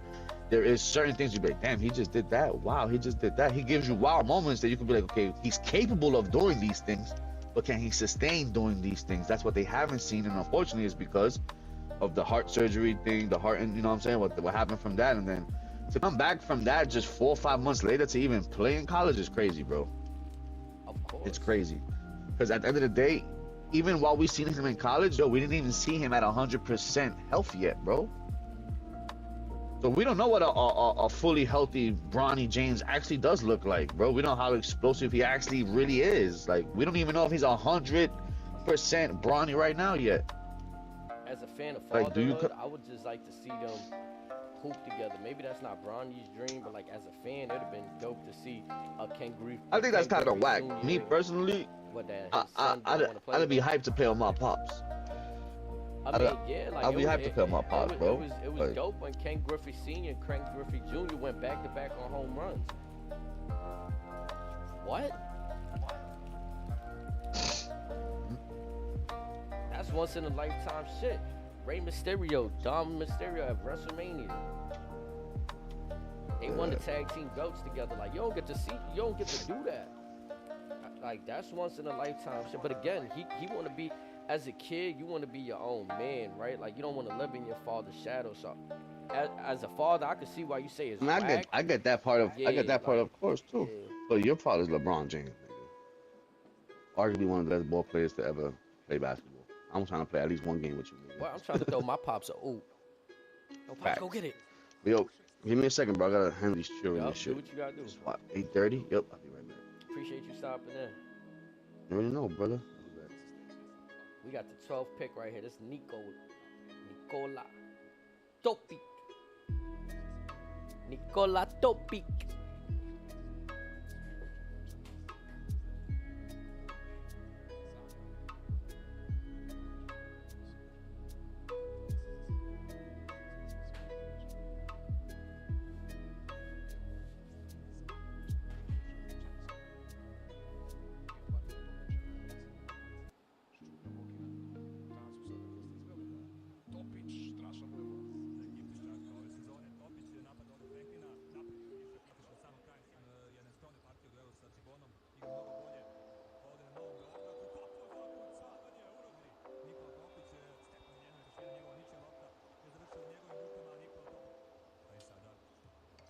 With the 13th pick in the 2024 NBA Draft, Sacramento Kings selected Devin Carter. They gave him a grade A-. Carter shot up draft boards during the pre-draft process with how well he performed during the combine. 42-inch max vertical and breaking the combine record for the three-quarter sprint. He's a tough-nosed guard who is great at turning defense into offense and is one of the best rebounding guards. Wait. 19 points, 8 rebounds. Damn, 2 steals per game.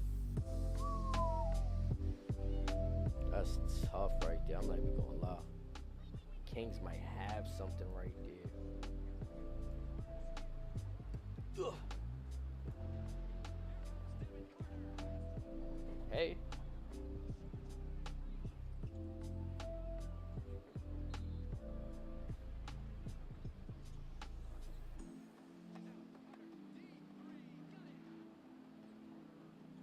Damn.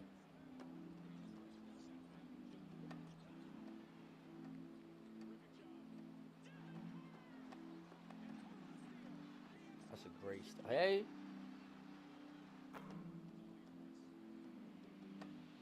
Oh man. Nah, that was filthy. I'm not even gonna lie, that was filthy.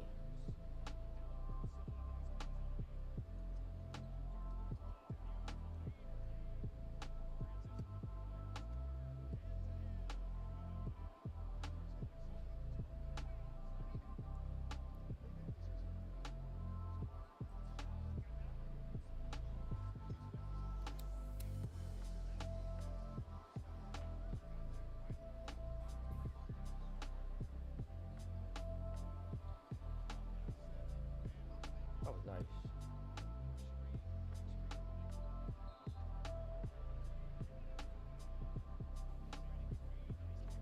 Hey.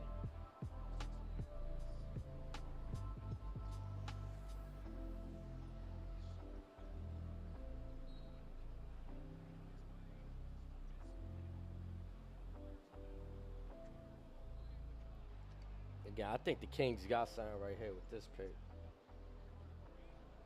We'll see.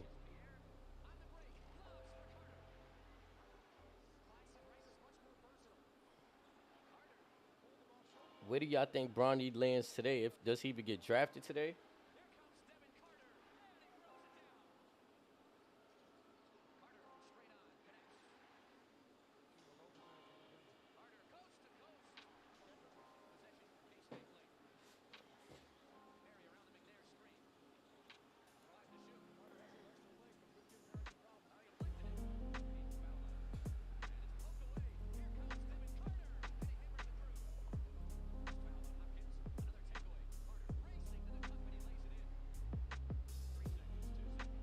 The 14th pick acquired from the Blazers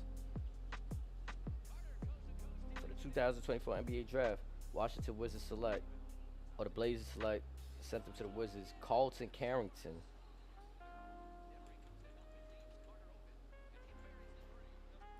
Carrington hit a late growth spurt and is now closer to 6'5" as a point guard, making him a late riser in the draft. He still has tremendous upside at 18 years old. It could come in right away with the quick twitch pace and decent shot creation off the pick and roll. Okay.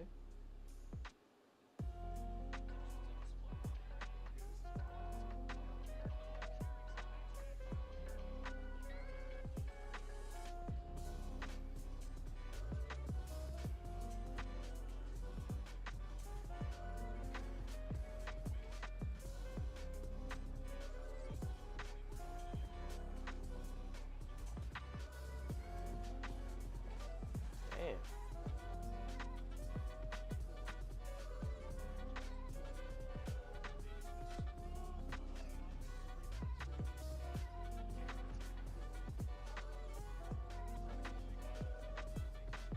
Nah, he a Buddha for real.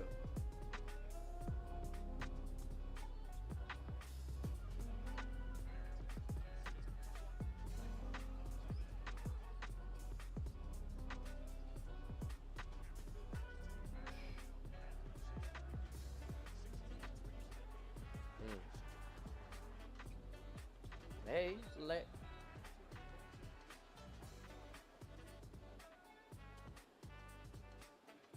Lay.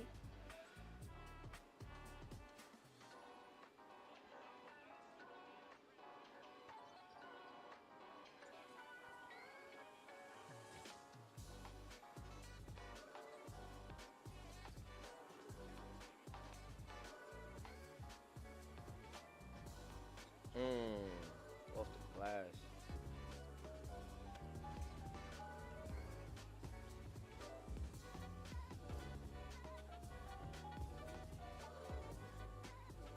This might be nice for the Wizards right here. Alex Saw.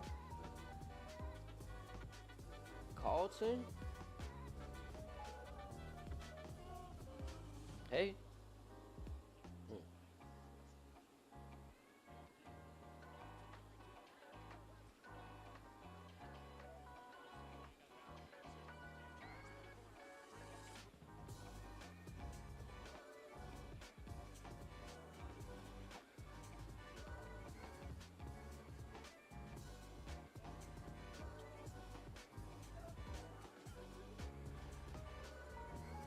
Ooh-wee.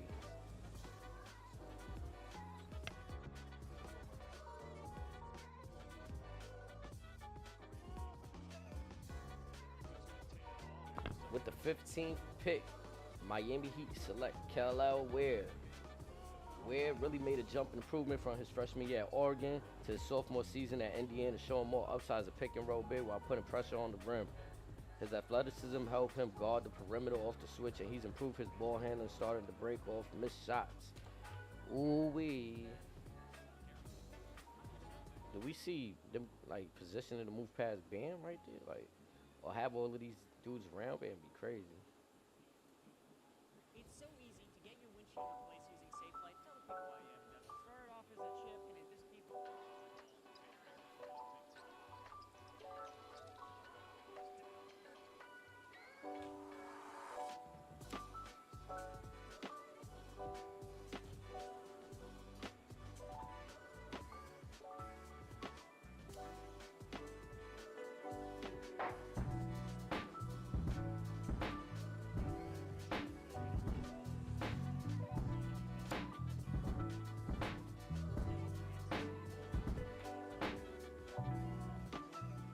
Damn. We got this bulldozer badge on.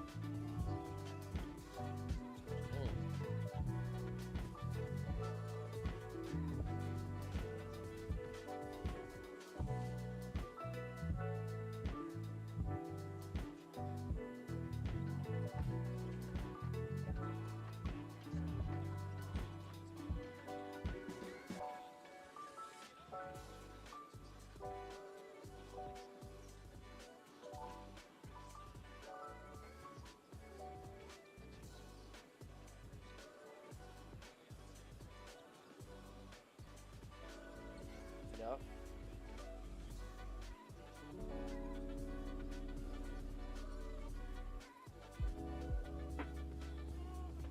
Murder said the E League.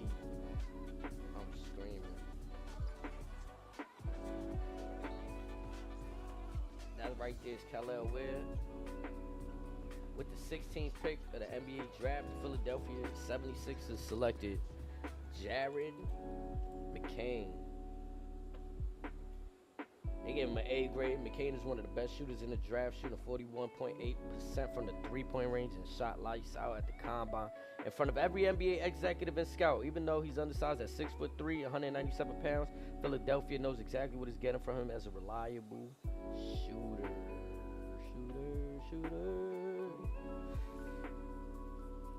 Yes, sir. Let's go ahead and take a look at what they doing over here.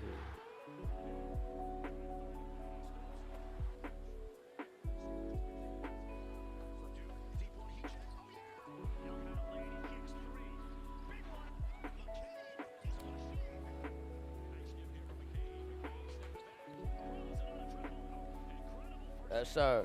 Appreciate you, brother. Swish, swish. And why not? Up late. Off the contact shoot. Pow.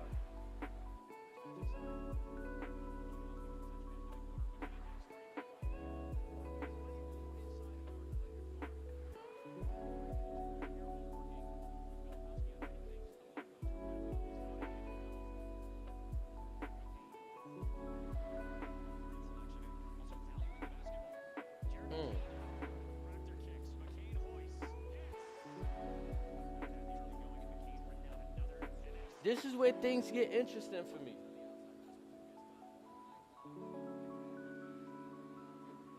With the 17th pick in the 2024 NBA draft, the Lakers have a chance to select Bronnny James. But instead, they selected Dalton Neck. People are saying this is a steal right here, a A+ grade. Neck was the best scorer in the SEC, averaging 21.7 points and 4.9 rebounds per game at Tennessee. He's one of the oldest players in the first round at 23, but can be a plug-and-play guy right away. I found that to be interesting, to say the least.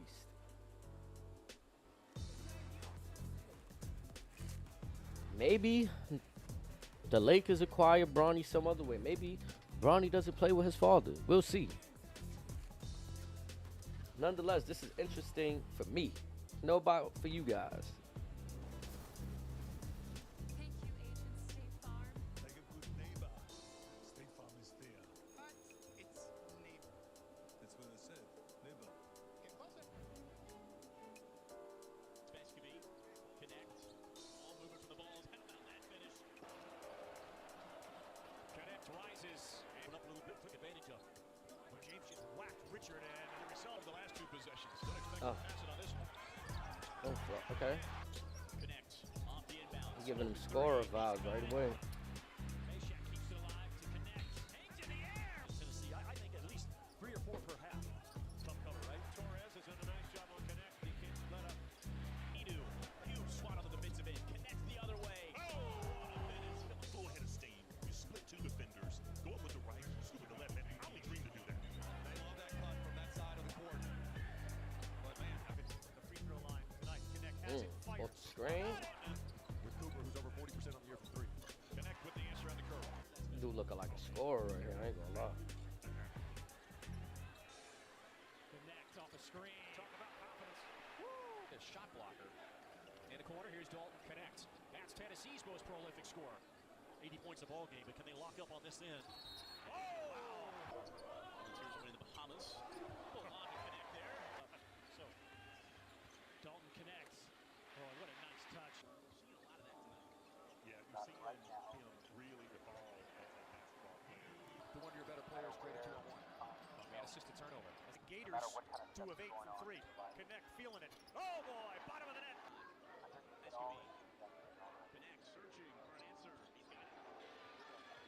Magnan has it rejected. With the ball in his hands. Between being able to execute, what a play. Good job by Florida being physical going out of bounds under. Good look, and he flushes that. Yeah, this who the Lakers drafted right here, bro. His name is Dalton Neck. Sends the feet, got another.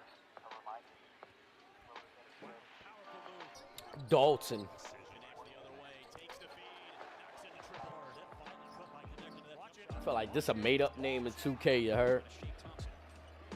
Now it's Connect. Yes, continues to get the second chance. Huh, layup. Ball finds Connect. Huh, layup. Huh, layup. Huh, layup. Layup. Iverson cut. Gets Shot. for 3. Got it. 31 Damn, they passed up on Bronnny. Yeah, bro, they passed up on Bronnny, man. They passed up on Bronnny, bro. With the 18th pick in the NBA 2024 draft, the Orlando Magic select Tristan da Silva.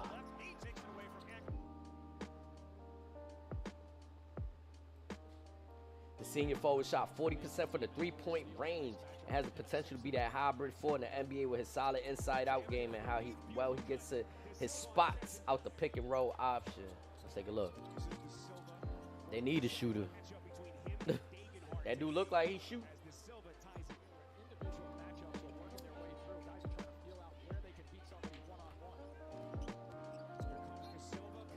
And what? I'm not gonna lie, the Orlando Magic have been drafting pretty well, like the last few years, in my opinion. I could be wrong. Y'all could correct me, chat, if I'm wrong. I just feel like the Orlando had, like, Aaron Gordon, obviously, he went on to play for Denver and become a champion. Like, so Orlando don't do shit with their talent. They drafted Shaq, Penny, like, they went and got T-Mac. They ain't draft T-Mac, but they got him, though. Like,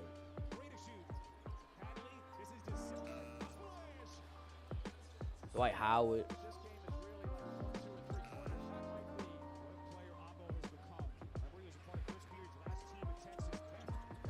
I ain't gonna lie, I feel like the Magic is due for one. Not no time soon, but they due for one. They've been close. Twice. Mom.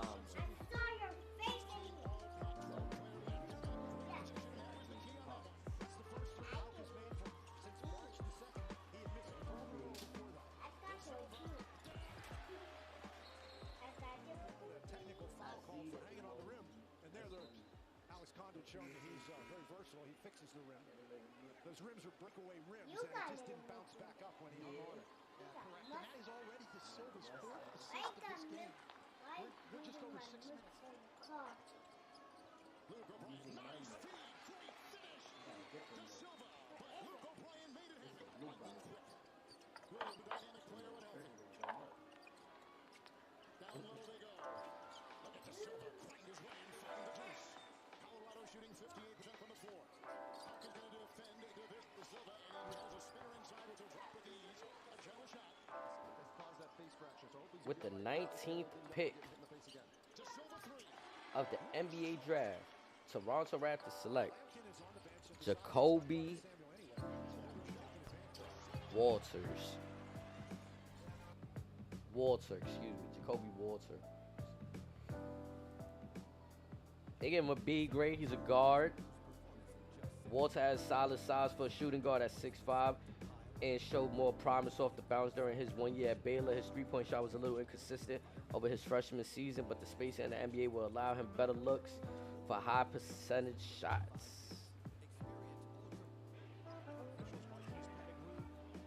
Nuno, what's up, man? I see you out there, brother. How you feeling, bro? Top of the morning. Shout out to everybody in the chat, man. Appreciate y'all. We live on Kick, we live on Twitch, we live on Rumble, and we are live on X as well. Shout out to everybody that popped in. Appreciate everybody. Everybody.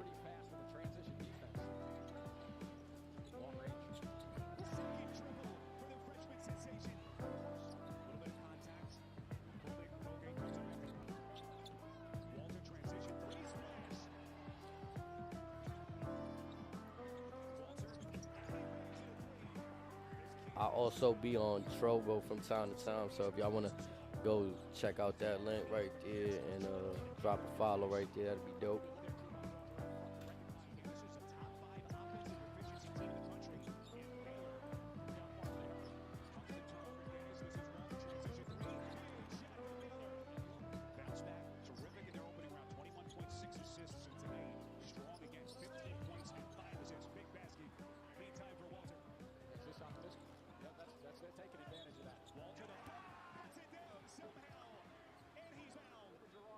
to see Gerard trailing the play again. And this is just a beauty how he gets this up with the spin. But it all starts out front when Gerard can't stop him with the basketball.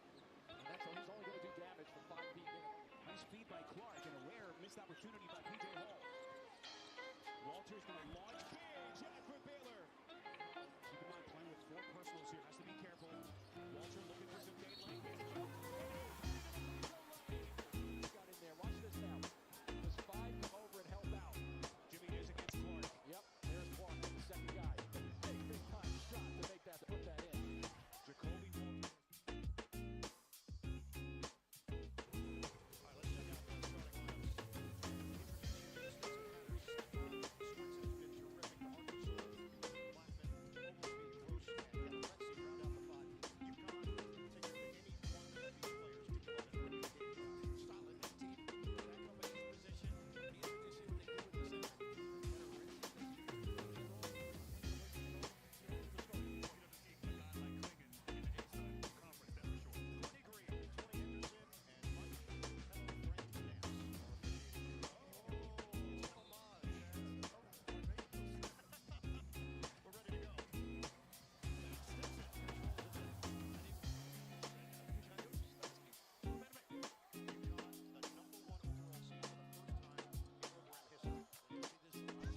Nana.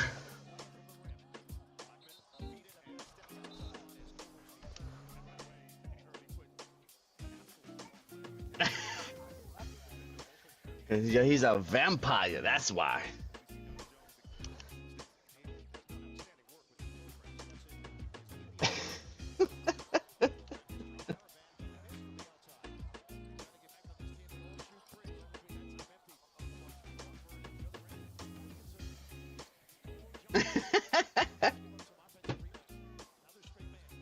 I'm crying. I'm crying. You got any money?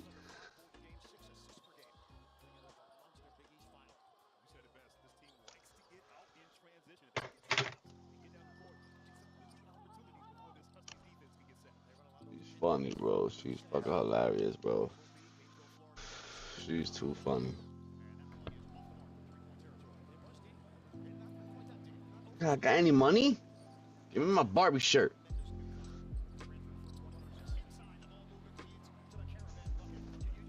Who needs this? Chat. With the 20th pick, the Cleveland Cavaliers select Jalen Tyson.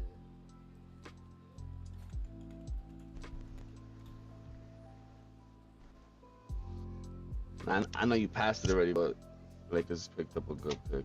Oh yeah, the little Uda right there, Dalton. Yeah, I was watching some of his highlights. I was like, he's a scorer for sure. Dalton, yes sir. So this guy right here, Tyson, was one of the best scorers in the Pac-12 and can do a little bit of everything, right?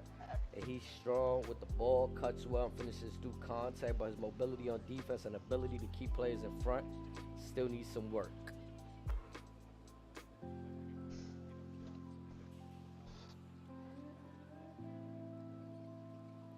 I feel like the Cavaliers is always selecting like a guard these days. Yeah, they're trying to find diamond in the rough. Yeah. Even though they went with Mobley a year or two ago for like. This was a good pick, but I feel like he's hit his ceiling there. He needs to go somewhere else. Oh. Mobley.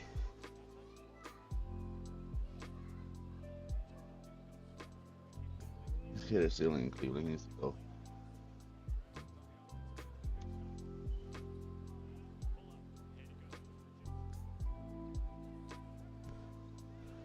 I also discussed how the Lakers chose to pass up on Bronnny, not making their thing, but like, yeah, that happened. The OKC pick happened. Yep. Two notable things so far. Hey, that was a crazy dunk. With the 21st pick, the New Orleans select Yves Missi.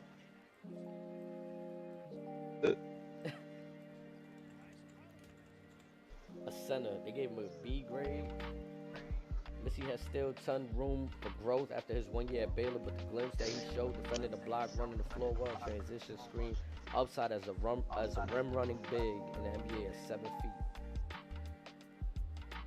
I'm trying to see the trade details between New York and Washington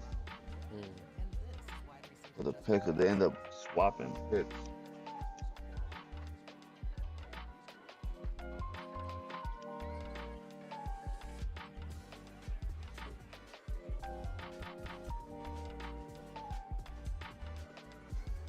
Dude giving me Clint Capella vibes.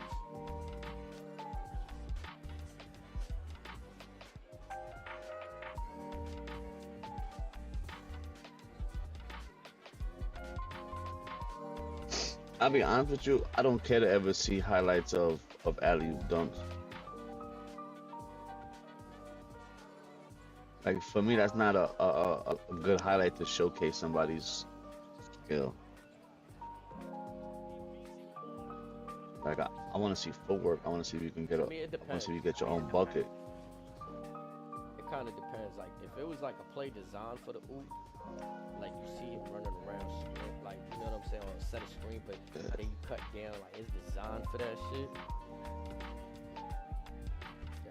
That maybe. Like for me, the only way I see a alley-oop dunk that should be used as a highlight, like they're trying to highlight him, is if he had to go get it on some crazy shit. You know what I'm saying? Because alley-oop dunk is two dudes. It's somebody passing it to you. It could be a bad pass.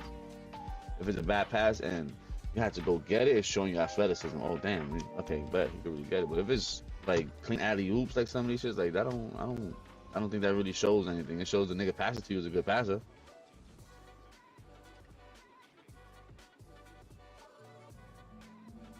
Like a lot of his highlights is just putbacks, alley-oops, and quick little inside buckets. Like, you know, post. Like, ain't nothing. He ain't. Blew the post. They show him getting offensive I'm rebounds. saying. Don't miss it.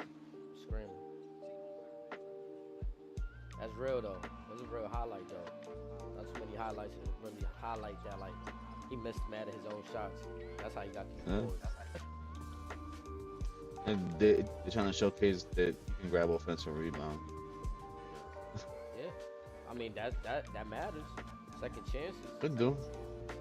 But let's be real. We can go through a lot of players' highlights and nitpick and grab certain things we want and make them look like they're fucking superstars in the making. But that's what make different everything different, right? Like every analytic to somebody else matters differently. Like, you know, I don't know if that makes sense what I'm trying to say. But like, I think that's why there's so many stats because Everybody uses their own metric. Yes. Everybody wants to have their own reason for why this player is supposed to be good. Right. Like, no, but this is what he does really well compared to everybody else. You know what I'm saying? Like, Right.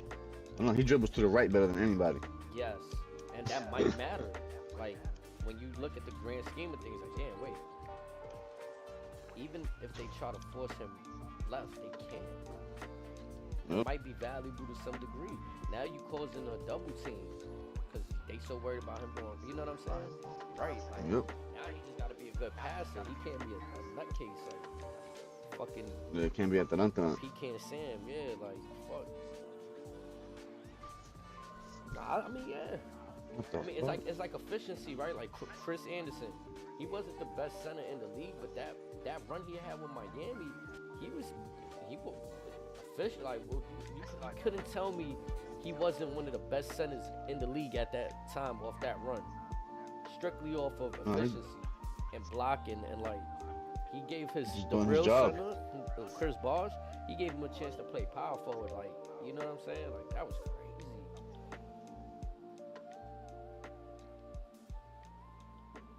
Now the best center might have been Tim Duncan, because that was the year that Tim Duncan was playing center, but you know what I mean? In terms of efficiency, I'm looking at that like, whoa, this guy goes into 40 games and ain't miss a shot.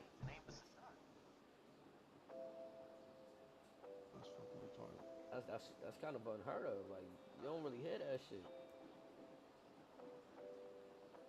22 pick, Denver Nuggets via the Suns got Darren Holmes II. Or Deron. Pardon me if I'm saying it wrong. Doron. Yeah, depends how you want to pronounce it. right?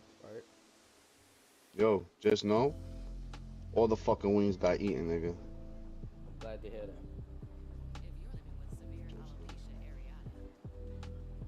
You know I be joshing.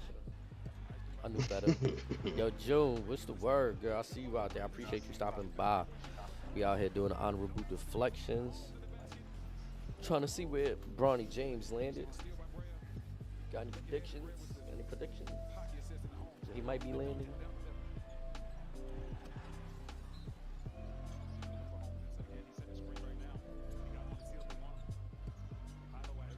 There's certain picks though, I'm gonna be honest, right? Like I'm looking at these highlights and you said like, I mean, I know you said that about the alley-oops, but one thing I don't care to really like, it depends because you could look at it from a standpoint of potential, but when players do good shit, when they're on a bad team though, like the whole highlight, every highlight you see, the team is getting clapped by like 40, 30. Like the Detroit Pistons, right? They selected homeboy from the Ignite, from the G League team, Ron Holland, right? Now I'm looking at that pick like, I'm looking at the dude like, yo, well, Duke a hoop, right? But then now the thing is, the dude really like a transitional fast break rim runner. He kind of be doing some acrobatic takes, like he loved doing the up and under. But how does it help him if he just went from a losing situation in the Ignite to a losing situation in Detroit, like a bad losing situation? It ain't even like when you look at the first few picks, like, all right, let's say Atlanta Hawks, they not as bad as losers. Like they was just in the play-ins, playoffs, like as of 2-3 years ago. Like that's not a bad first pick. Washington Wizards, bad. Houston Rockets, contrary to what people believe, I might have a hot take. Some people might be on board. I think they might shake the room in a year or two. If they can keep, I don't see why not. Bro, they got all the right pieces, all the young, like you was talking about building. Jalen Green. You got Sengun over there. There's the other big man. I'm forgetting his name right now. But they got the other one that the Rockets drafted from, I think, a year or two ago. Like, they building over there. The Reed Shepard guy don't look bad at all, either. San Antonio Spurs is not a place to get drafted to. You see what I'm saying? But Detroit, though, they've been at the fucking, like... So I think the landing spot matters, too, like... Always. Always. That's why, like, everybody, not too many people are happy with the next pick, right? I don't know if you got to the next pick yet. I'm waiting for you to get to I'm at 22. You're almost there. But if I'm drafting, right, like with respect to these like players from college, I'm looking to draft from a winning team. Right. Like if I'm gonna draft somebody with 9 points per game, or like I'm not even trying to. And this is what we say, all the analytics matter, right? Like they looking at other shit, like, oh, he's 6'9" and he can do this at this height. But let me ask you a quick question. For you, right? For you, for what you're saying, why does it matter to draft somebody from a winning situation?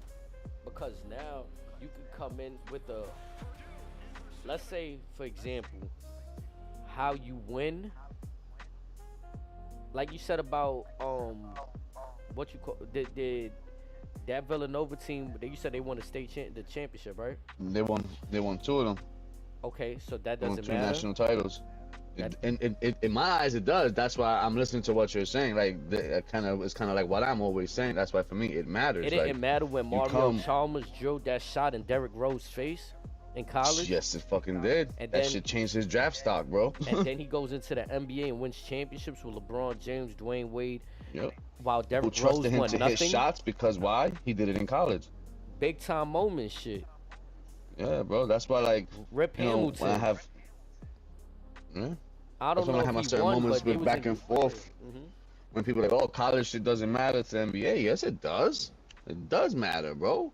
It, like, every level of what you're doing matters. So if I'm a winner in level 1, and as I progress through my career, right, and I'm always a winner, when I get to the cream of the crop, right? The league. Let's just call it the league. When I get to the league, there's a high chance that I'm going to continue to be a winner. Because guess Or what? have Most of the that dudes I'm playing mentality. against, I probably beat them already in the lesser levels. Yeah, and Because it's not new. It's experience. Like, so you're Yes. not gonna tell High me that level. they don't got publicity like in that time March Madness. They're not getting publicity like an NBA playoffs. Yeah, bro. Bro, That why you matters. think You Luka want to see. Doncic came in so highly, you know, regarded? Because he was a 16-year-old kid playing in the Euro League, a men's league, 16 years old. Won MVP, I think, at 17. But yes, you came in with already with that, like, yo, this kid, he's a hooper, he wins. Like, it matters. So to Milwaukee Bucks select AJ Johnson with the 23rd pick. won 2 national titles with each other on the level behind being in the NBA. Yeah, bro. So that whole sacrifice and doing those type of things, they've done it already. Overseas, right? That's a professional league. So when they come into the NBA, Yes, that matters. that's the next best league.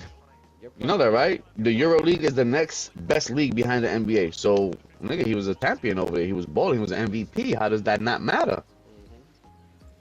It's about translation. Like how well are you can you translate your game, right? Like that's what it's about. Mhm. Like how can you translate that talent that you have for this NBA? Like there's different rules. Just like when you play overseas, if you got a good center that's used to goaltend and shit, you can't goaltend in the NBA no more. You gotta like Victor. Fact. Like when he come from his league, he could goaltend. They could goaltend overseas in a FIBA But and you shit like you that. you know what's funny? For a dude like Luka Doncic, our league is easy for him, bro. It's easier to score. It's easier to score in our league than it is in the men's Euro League. I mean, yeah, the way that there's a lot of rules implemented, the defense is catered. The It's like rules, and they're designed still for old school over there, guys. bro. He can still put hands on you and things like that. Like it's tougher to score. The defense Over is here, like you know, that. Yeah, we've changed it to where it's like God forbid if you breathe the wrong way towards somebody, oh, flagrant foul. Like it's crazy. yeah, like you could contact, but once you start doing anything, like the hands start moving, swiping down, you know, it's foul. Everything foul. You know what I mean? You could do a little Facts. Facts. body boom.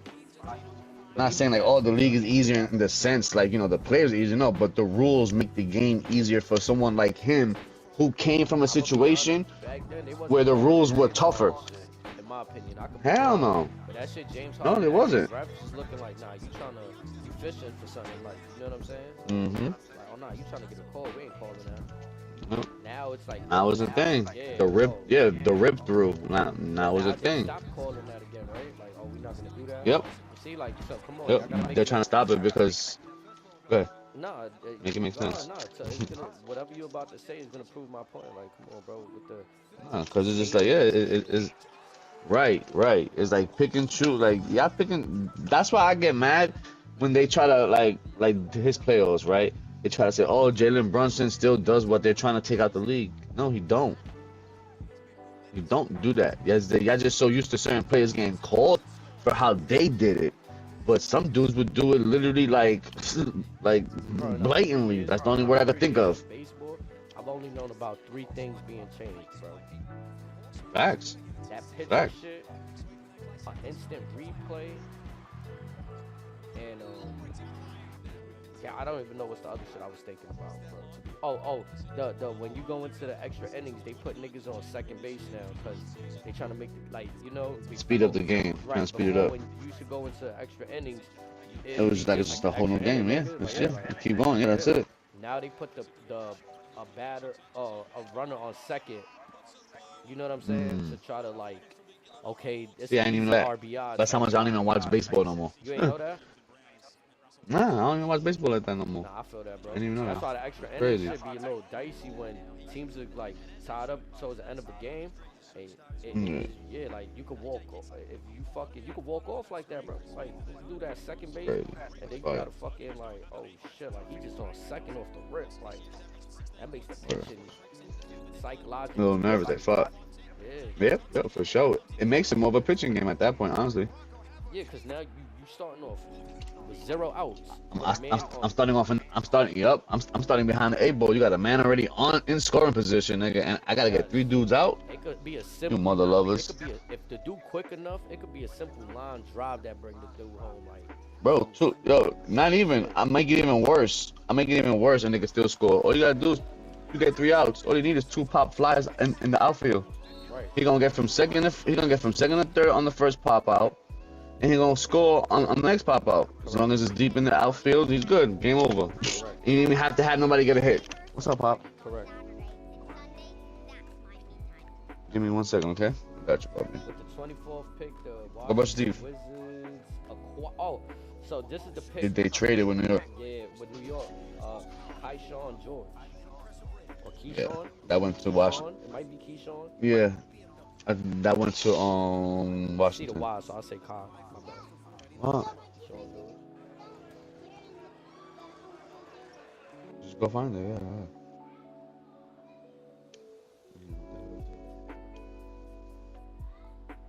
Yeah, so we did that trade with Washington. New York, I believe, had the number 25th pick and the 26th pick.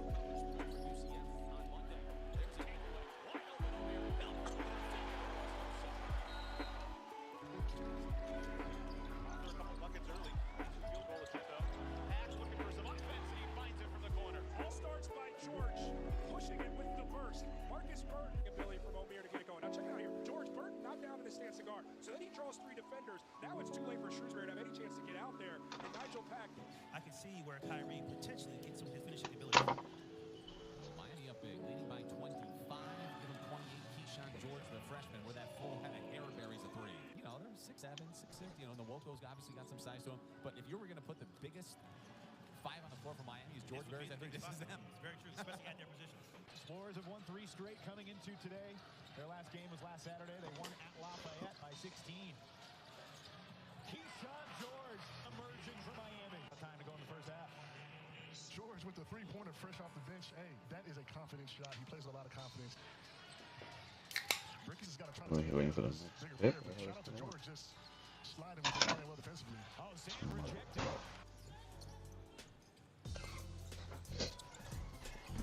Beautiful stroke for Keyshawn George. 3 of them, and George has 2 of them. Again, we talked. Mellis has a torn labrum, and Muser has a foot surgery scheduled for next week. So when you go into a game like this, Dan, you know you need all. Great place to be, especially When our bosses say Miami, anybody says no. I tell you what, that was a beautiful find from George. He was not even looking long, but scoring routes What about by me? miles. You see George with the find from ACC play. Conference play starts, well, it's already started, but picks back up. Right after the New Year, Andrew Joseph knocks on another corner 3. One of my favorite guys to be around. Leave him alone. Just constant energy. As Christian Watson knocked down another 3. Watson had 10 points at Kentucky. And at this end, North Florida has taken almost 3 times as many 3-point shots as 2-point shots. Not going to get a shot off that time. George, throw it to the rim.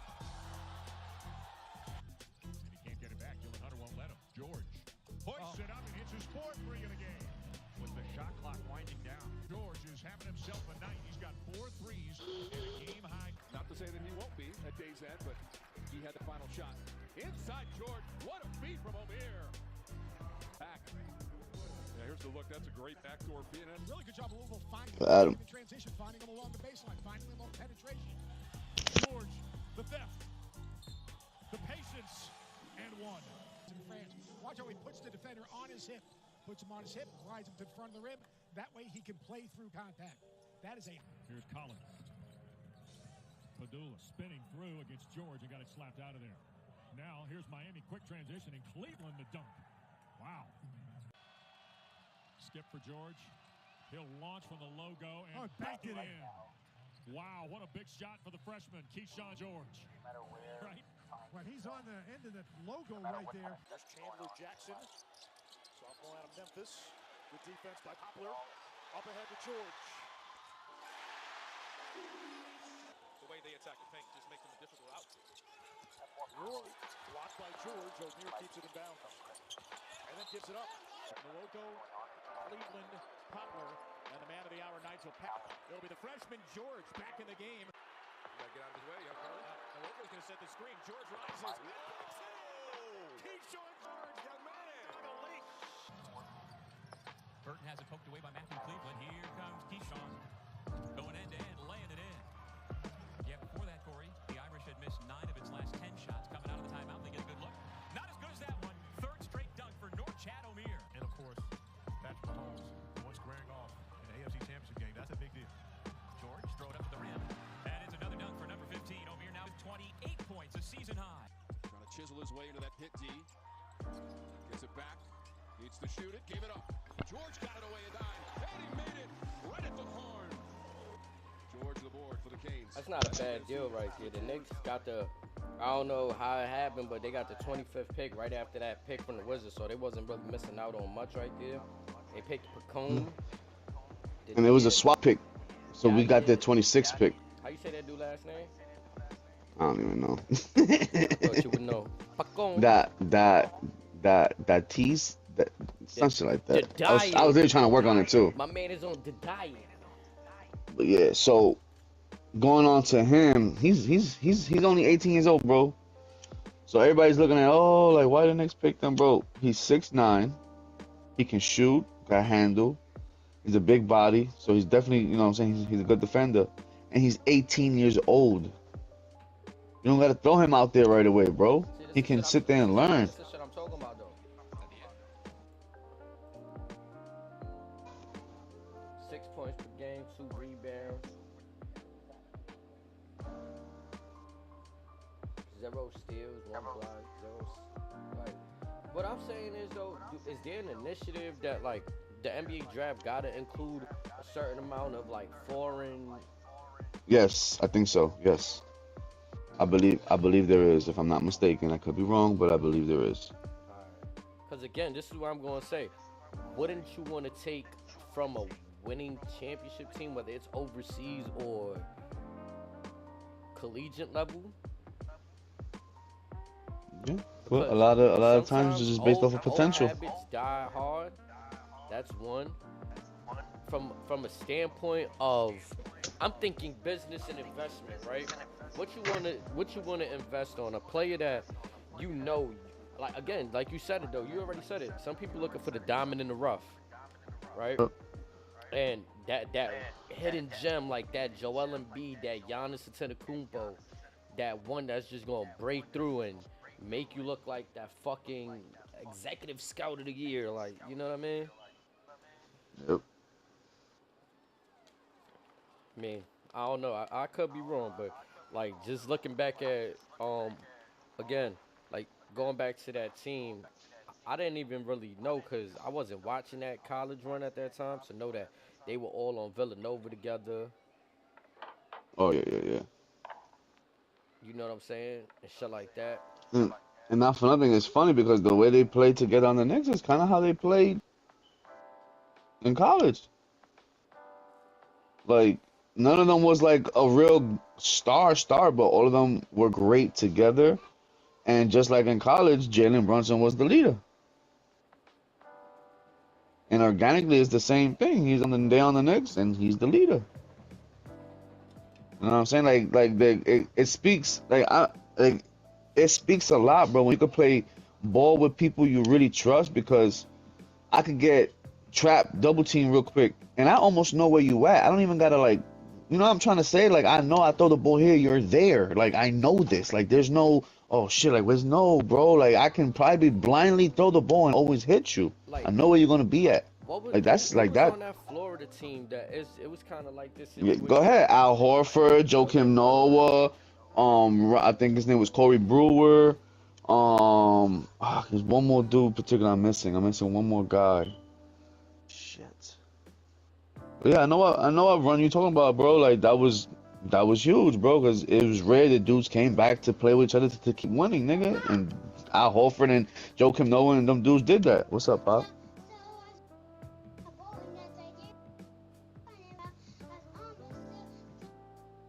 Are you okay?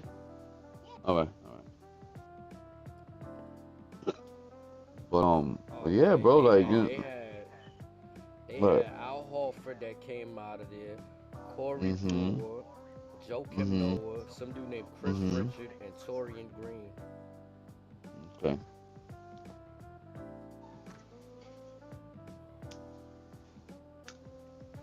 Shit, that's crazy.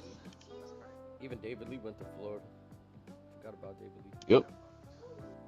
Bradley Beal, Chandler Parsons. That's what I'm saying. Like Maurice Spain. stuff like that matters, though. Like, imagine if Al Horford and Joakim Noah were on the same team in the NBA right out of college. Bro, that would have been devious, bro. Bro, do you know how that would have been crazy? Corey Brewer, though, because Corey Brewer was that also like the defender of the small forward. Like, Yes, they had the paint. yes. You know what I'm saying? Yes. He was a great perimeter. He was a great perimeter lock, bro. Like, it was stood around the crazy. league for a few years. Yeah, he did his thing in Minnesota. Jesus. Oh, butter. He did his thing in Minnesota, but you know what I'm saying? But that's what I'm saying, bro. Like, that shit matters, bro. That shit matters, bro. It does matter.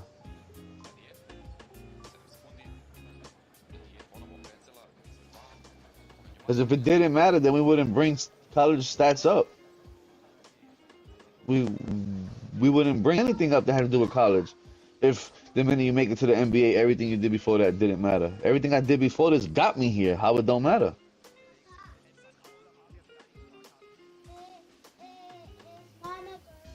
Yes. I hope so. But I mean, if it didn't matter, then why dudes that can't just walk off the street and get drafted? Right. But like I said, if it didn't matter, like how something that got me to where I'm at don't matter. Like, make that make sense right there first before we can even go anywhere. You can't. To me, some players can't, like, it's situational too, right? Like, some players can't help that they on a team that they can't win a national championship on, right? Like, you see the potential. There is, just don't look. No, that's why I say I need a lot. And I feel like you can't put that on, like, it's just charging to the game. Like, if some players is on a winning team, like Al Horford, Joakim Noah, that's how, boom, you get that. There was another situation too. I think like 4 people. It was who was it? DeMarcus Cousins. Yeah, go ahead, talk about it. Marcus Cousins, John Wall. Yep. Who else? I forgot who else was on that Kentucky squad, but I think it was 3 of them too. I think AD was with them. It was AD. That's why everybody was hyped when AD and DeMarcus Cousins joined each other in New Orleans. Yeah. Or when DeMarcus joined AD in New Orleans. Yeah, and look what they and they was gonna smash out to them. And look what they did when they played together. Pause. And look, they were gonna smash out until 6 people from Kentucky make it to the league, right? Yeah, Devin Booker.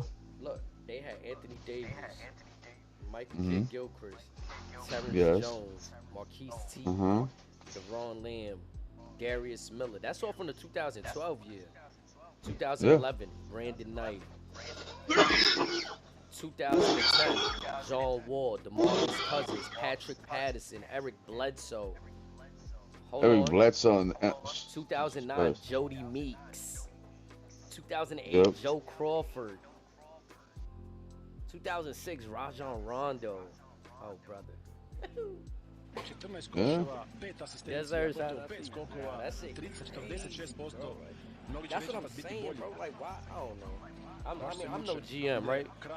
That's why for me, I'm nobody. I don't know, bro. I'm nobody, bro. Yeah. I'm nobody, bro. But that's what blows my mind, bro. It's like, how wouldn't you try to get guys that play with each other on college on the same team, especially when they was cooking? Or at least draft them into the NBA. For the very least, bro. So like, the dude got a chance of linking up. You know what I mean? Like, okay. Yeah, like, it's crazy to me. You can't realistically. All right, but like you said, now if he go undrafted, shit, we gotta scoop one of your teammates, get some camaraderie in here, like, you know what I mean? Like, again, it's crazy to me how, like, I think if they really would have let D'Angelo play with LaMelo, bro, we could have seen something crazy. That was my take yesterday when I was talking with Bowie and we was in the chat. That was my thing. I said, yo, I felt the Ball brothers, bro, had they let them play together would have been crazy, bro. Like, look what they did in high school together. That matters, bro. Look what they did in high school together. How could it hurt? You said Jody Cheeks. I'm screaming shots too. How could it hurt LaMelo? It could only help LiAngelo. And then it's gonna look even more special, like, you know what I'm saying? Bro, they know how to play with each other. They know where they're gonna be at. How they like to get the rock, bro. Like that's you can't. Look, they do it with the You can't Antetokounmpo build what brothers. they are, bro. Hold on, so Thanasis is better than LiAngelo? No, that's the crazy part. But this nigga gets to be in the league, bro. Like it don't make no sense. You know why I think Giannis accomplished more than LaMelo? Yeah, he won that chip, nigga. Giannis had an He MVP as get- well, right? He's a two-time Yes, sir. MVP, right? Two-time. I don't know if he's two-time. I think he's a one-time MVP. I think he's a defensive player of the year too. But yeah, bro, you know what I'm saying? I mean, obviously your status allows you to be able to do certain things. Who? Giannis, so he's two-time MVP. You know what I'm saying? So yeah, bro, like, you know, he has stature, you know. But still, bro, like it's smart basketball. Like why wouldn't I want to have them playing on the same team? Look what they did. Look at every highlight they got with each other playing, bro. They're destroying people. They're destroying teams. I mean, they're embarrassing teams. Not even funny. Lonzo literally is a two-way lockdown defender, bro. That can pass and score. He's really the better one out the group. Honestly, he can do it all. He's really their Swiss Army knife. Lonzo, he can do everything. And Giannis won back-to-back MVP. Okay. While also winning Defensive Player of the Year. See, I know he had got one of them shits. Yep. That's crazy. You won MVP and Defensive Player of the Year in the same June? Yep. Yeah, bro. Like, come on. Somebody got to fact check that for me if that really happened. That's kind of like we ain't putting respect on Giannis. I know some of us do, but I'm just saying it's always kind of like it's not enough. I feel like It's always like that, bro. It's always like that, bro. Literally. I don't think you knew me at that time when the Phoenix played the Bucks, but it never bothered. I never said, oh, he got to shoot more. I said it would be nice. He got to take more shots. Oh no, yeah. What? When they played in the finals? Yeah. Yeah, nigga. That's when I. You remember, bro? When he did what he did to Ayton, I solidified. I said, yo, that's it. Ayton is done, and this put Giannis on top. Because I kept calling him Giannis. Giannis, yeah. Nigga calls him Giannis. Says that's it. Giannis. Look at this one. I used to call him Giannis. I was like, God damn it, it's Giannis. Giannis, yeah. It was kind of a situation. Took me a while to understand his last name too. Yep. See, you know what's the difference between him and somebody like Ben Simmons? That Giannis put the pedal to the metal. You feel me? And kept going. Right. Ben Simmons was kind of like something about his game that he can do all of that, but he chose to finesse and stay away from the like he didn't embrace the concept. Yeah, it's just unfortunately his style of play, like. And it's because like you gotta think about it too. So if the league rules change in the NBA, right? You don't think the rules change for the kids growing up? So they're growing up playing a softer style of basketball. So how do we expect these dudes to come into the league? Oh, he's not. Oh, he's all finesse. Bro, that's how they're teaching them how to play from when they're young now. That's not his fault. Like we gotta stop complaining about some of this. All these dudes are soft. It's how the game is taught now. That's why. Like literally, it's how the game is taught, bro. And even some dudes that do play like gritty, they'll often get met with he's a dirty player, like a right. Like he do dirty right. shit, but bro, the shit he doing, like they doing that shit at night, all right, yeah, fly on the rug, like you know what I'm saying, like now this shit just social media highlighted. Oh my god, I can't believe he did that. Nah, I think the one that gets a bad rap is actually more Dylan Brooks than Draymond. Draymond got real footage of him doing some shit that you just be like, yo nigga, like did you even think about what you was doing when you did that, you dumbass? But Dylan, I really see him on some like he's just really tough, bro. I never really like he got a couple plays here and there where you like damn, but really, bro, he's really a tough. Using him as that scapegoat, bro. Memphis fucked up. Like when he's supposed to like stand up to the best player on the other team, you want him to back. Right. You want him to. That's a fact. If you're the best defender on my team, I want you to show out, bro. And if you gotta puff your chest up to the so-called best guy on the other team, then you do what you do. You just gotta hold it down, though. He didn't. It is what it is. He wasn't the quote-unquote best defender. They gave that to Jared Jackson. 'Cause he had a Yeah, that's phenomenal, crazy, man. like, he had a phenomenal big man season. Yeah, but I Dylan think. Brooks is that dirty, like, we know what a defender is, bro. He's the dude that always Hold on, picking up somebody's ringing my every doorbell. matchup, Yeah, talk to every Easton. tough matchup. Like, he's guarding the toughest matchup ringing my out there every doorbell. night. Fuck out I'm the toughest matchup. Talk your If shit. you know, now you know. Talk your You know shit. what I'm saying? I'm a little bit of LeBron, Jordan, 2025 slash NBA with draft. slash with a little bit Elijah Wan and Shaq, you know what I mean? And I hit you with a little hezzy here and there, you feel me, between the legs. You know what I'm saying? Every time I dribble down the ball, you know the Nicki commercial? Yup. The 26th pick, the Oklahoma City Thunder select Dylan Jones. Yeah. But I hit him with the hezzy, threw it off the back of his head. He was like, yo, what was that? Shot it. Right before you knew, nigga.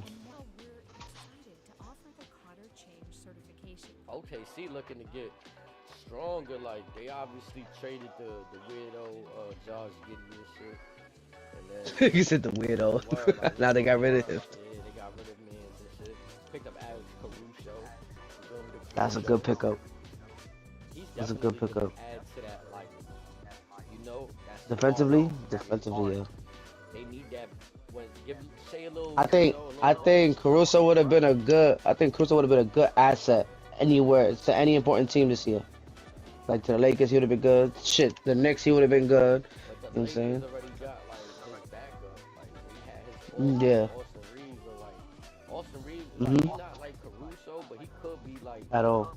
You know what I'm saying? Like, I think Alex Reeves scored better than Caruso. I think Caruso is just a better facilitator. And he's a better like. Yeah, he moves the ball. He moves the ball better. Yeah. Definitely does. Yeah. I think Austin Reeves is more of a offensive player than he is a defensive player. He got moments where he can play defense, but I just think like he's not really like a point guard. Like, Nah, Caruso can play he's 1 or not. 2. And being on the Thunder, he could definitely play like a backup. We don't need him to. I would rather see Caruso with the ball in his hands than Reeves Yeah, like. But coming down the court. The shit is that like I feel like the shit that highlighted Caruso and Reeves is 2 different things, right? Like you know, everything you said about Caruso, that's what highlighted him on the Lakers. Just that pull. Mhm.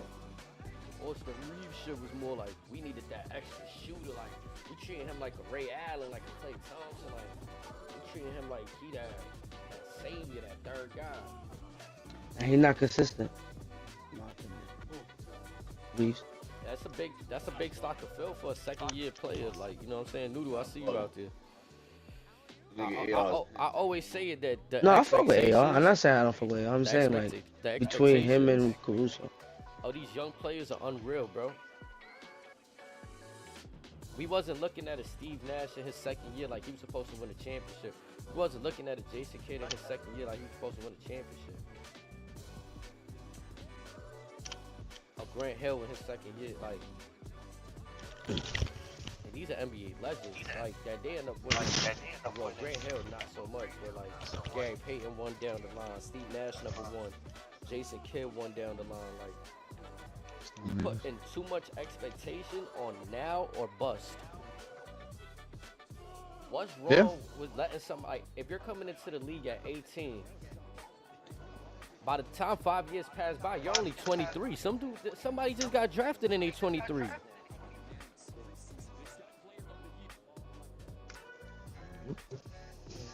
But again, I feel like it's the landing spot. Like, if the team is not ready for like player development, like they want players that's established, and they don't really want to put the nurture into getting the player better.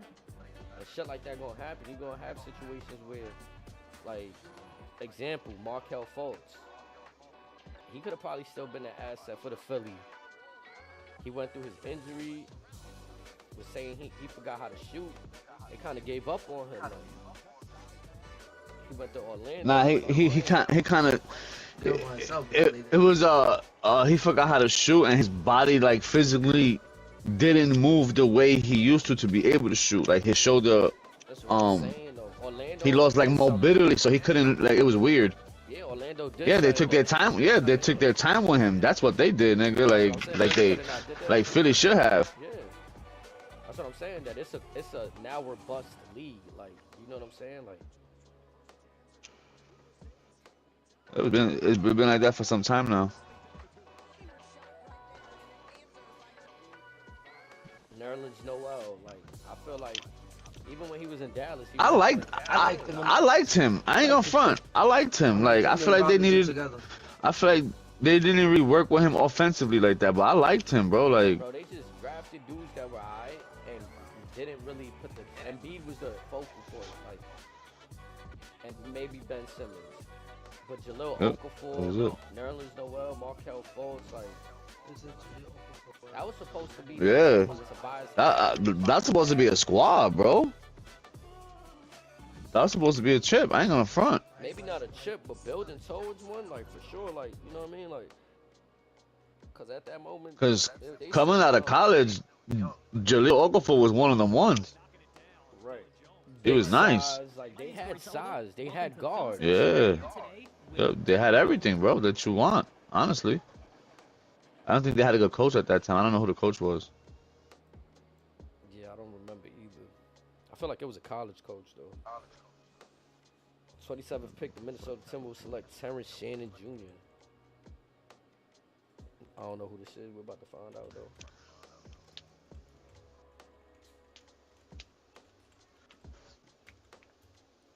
Shannon is a 3-level scorer who has improved his three-point shot over the course of his college career, finishing his senior season at Illinois shooting 36% from deep.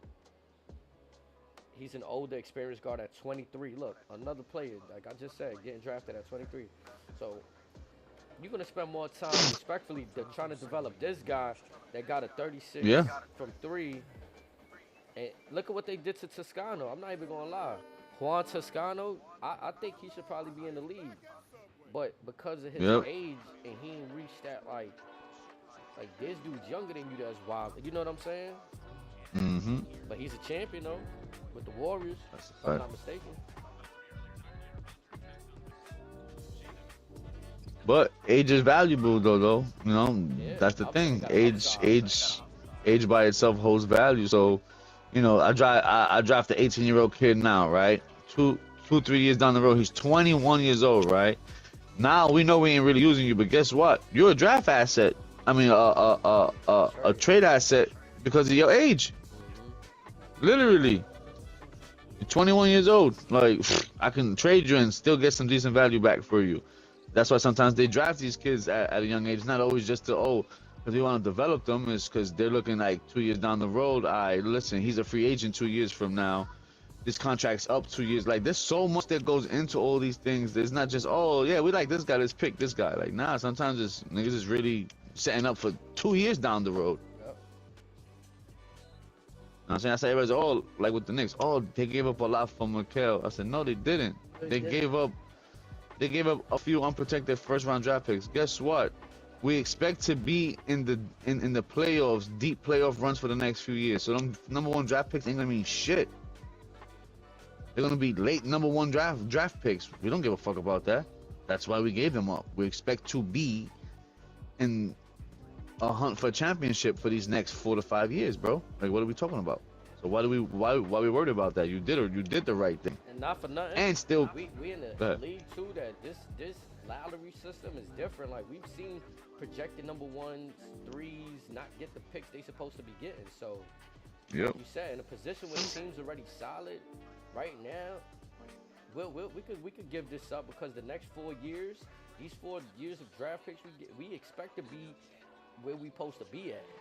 So I get that mentality. So it's like, you know what I mean? And then boom, and then if you don't, and then and then you look at the roster, how they constructed it is perfect. They ain't overpaid for nobody, bro. They literally, Knicks got one of the best salary rosters in the league right now, bro, and one of the deepest teams right now, without. I think, bro, like I was telling you earlier, the Phoenix Suns, just with Book, KD, and Beal alone, is like 150 mil. Bro, Brunson, Hart, Dante, Randall, Mitchell, and I forgot who else they threw in there. Oh, and OG, don't even, I think it's 124 mil a year. Do you see the difference there, bro? Like, that's building a team, dogs. We ain't overpaying for nobody. Everybody's getting what they worth. The only thing is, right now, honestly, Jalen Brunson is underpaid. But guess what? That's what his contract's, right? Yep. He signed a contract for 4 years, so we got him for the next 2 years at whatever price we got him at. Like, you know, that shit is dope, bro. Like, I really like. Ryan Dunn was selected with the 28th pick, acquired by Phoenix from the Nuggets. Like OKC with the team they built out. They built that team out with a whole bunch of #1 draft picks. And they knew they were gonna suck for a few years, so they knew their draft picks were gonna be like top 5 draft picks. They knew they were gonna be in the lottery. And then to get the trade for Shea, which was perfect, because that was like their start of the rebuild. Because that trade is what allowed them to pick up some of the other players, you know what I'm saying, in the draft with #1 picks that they had. It's fire, bro. Shit is dope. Shit is dope. It's dope. I'm just happy to see. I feel like a lot more teams are trying to go that route now. And plus, like I was telling you, with the new CBA and everything that's getting put into place, it's going to be hard to hold down 3 max contract teams, three max contract players on a team now, like how the Suns got. What I told you though, players now got. We ain't gonna see that no more. What you want to do? You want that bag, or you want to put the team? You want the bag, or you want rings? Fuck the team, really. But when I say the team, not the organization, the team, like you and your brothers that y'all about to go to war for this championship. You want to do it for the betterment of that, or you want that bag? Because I feel like the organization, unless we come into a league where like former players can now buy in or expand a team of their own, like there's no real incentive to be loyal to these organizations when. No. That's why when LeBron did what he did, it was such a shock. It was like, oh man, a player actually said where he was gonna go type shit. You know what I'm saying? Like, it wasn't, oh, that's why, because somebody finally realized, yo, bro, like, we actually run this shit, dogs. Like, how we let niggas tell us where we're going and how, you know what I'm saying? Like, nah. And, you know, now it changed completely. Yup. And then it was too, like, a different time, right? Like, look, like, most of the dudes before LeBron era were competitors. Like, you wouldn't really want to see, or, like, the dudes didn't really want to link up with nobody if it was their, like, you might have just seen the only shit was Vince Carter going to the Nets. Because that's in the East still, like, but you never really would see like somebody going into the same conference traded, or you know what I'm saying? No, you're right. But I think a lot went into that too. I'll be honest with you, bro. I feel like a lot of back then teams wasn't really gonna allow shit like that to happen, because look what they did to the Chris Paul trade. Correct. You know what I'm saying? So they wasn't trying. Owners wasn't trying to let shit like that happen off rip anyway. 2, I feel like being a superstar back then was a little bit different. Like, there wasn't too many of them. You know what I'm trying to say? So it's like, you want to have your cake, nigga. Like, nah, nigga, like, this is my city. Like, this is my team. Like, you know what I'm trying to say? Like, it was a little bit different. Now, I feel like, bro, like, the talent pool, and it's not to say, oh, back then those niggas wasn't talented. Nah, it's just like, bro, like, look at what we got right now, though, bro. Like, look at the league as a whole, bro.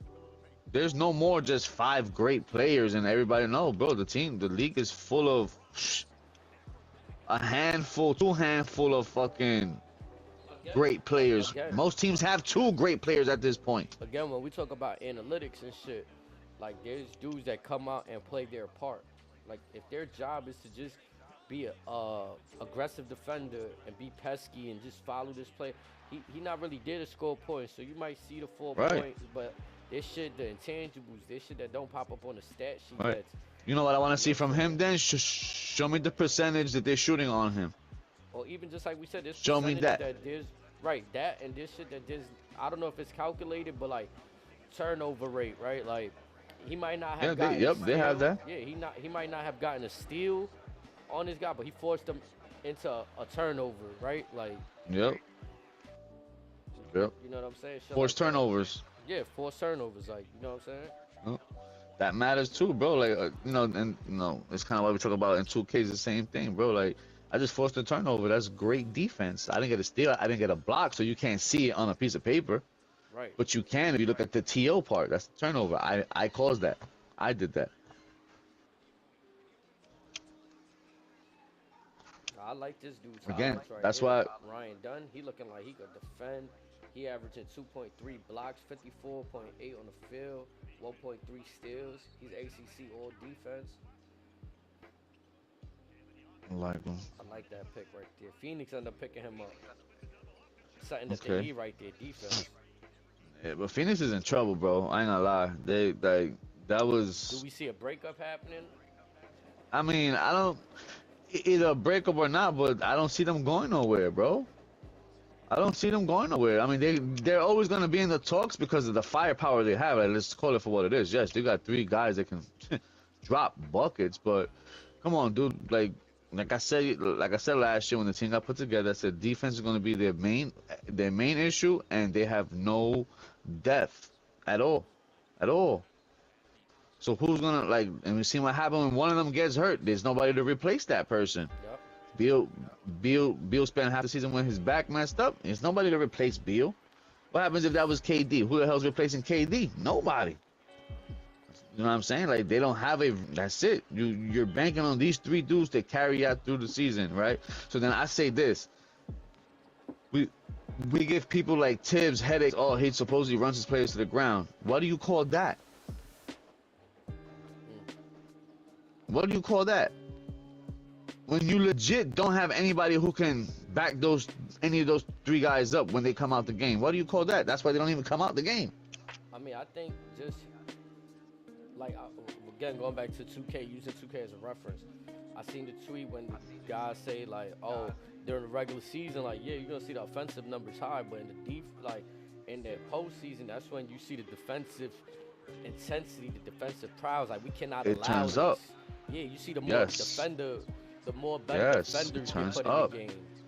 Exactly. You see dudes playing that you didn't see play all year like that. Oh, this is why you on the team though. I bet. I mean, like, you know what I'm saying? The Spurs paid for that, not having a better defender, a better rebounder in the game. That's how Chris Bosh was able to tap that to Ray Allen. Yeah, really. Yeah, because because they took out Tim Duncan, right? Yeah, they chose to have Boris Diaw in there because he was the Uber. Yep, but he's a whole lot shorter and a whole lot smaller than Tim Duncan. And he's just That's not, a fact, he's though, not bro. like a rebounding, like, in his younger days, y'all talk about an older Boris Diaw. Like, this is not Right. the son's Boris Diaw. Like, you know what I'm And saying? we're talking about a pretty still athletic Chris Bosh, so. Right. Minor, like, you remove that blood clot issue. This is supposed to be a prime Chris Bosh. The only one that had issues was Dwayne Wade.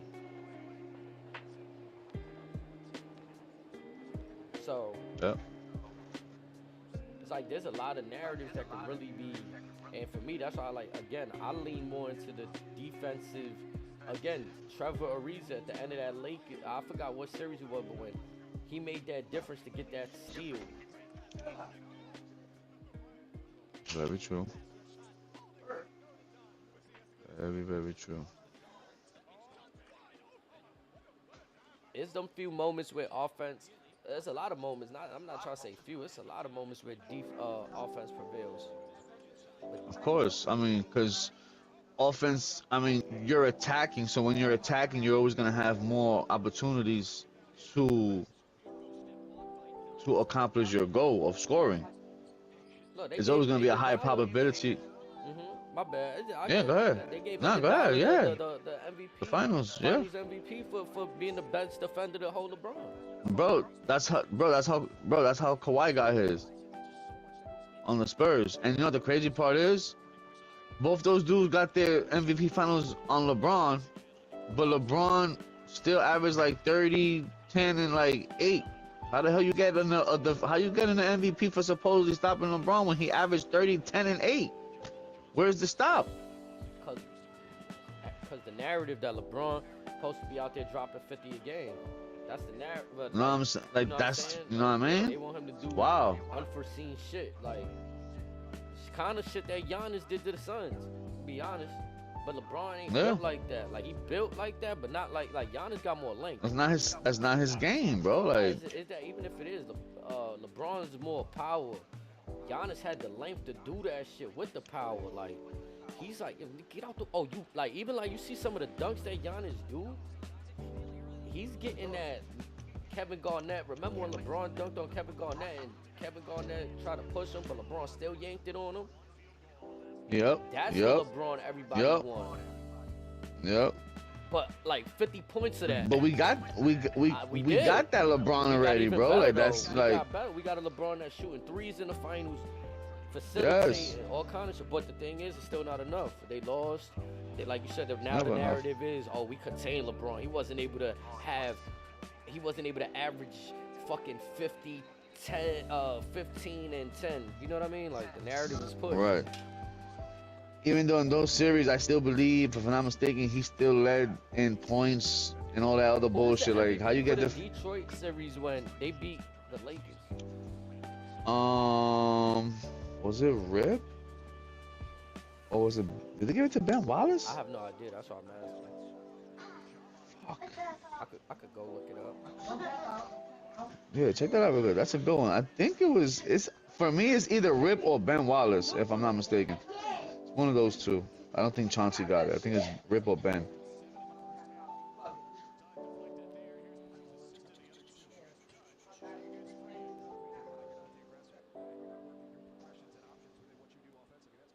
It was Chauncey Billups. Oh, they gave it to a big shot. Yep. What is this? There was something there and I scratched it off. Look, it was like a little They gave pelotita. us the Ryan Dunn highlights. Down to the end. Like you rip it. Okay. So with the 29th pick, Utah Jazz select Isaiah Collier. Kohler. Hosier.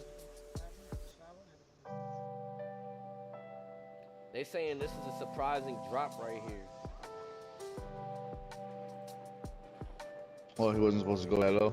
Nope. The fact that Collier fell so far in the draft after entering this past college season as the #1 high school recruit is shocking. The biggest gaps in his game are his outside jumper and his turnovers. Where he does excel is in the open court, and he has great body control around the rim. With the space and pace of the NBA game, he could be a steal for the Jazz. There you go. And that's what it is, though. It's all about fit sometimes, too, bro. As I keep saying, like, I always say the same shit, bro. It's all about situation and opportunity, bro. Sometimes you have the opportunity, but the situation is shit. Sometimes the situation is great, but you don't have the opportunity. You need both of them to work in order for some of these dudes to really showcase what they can be. Sometimes they can only showcase what you want them to do.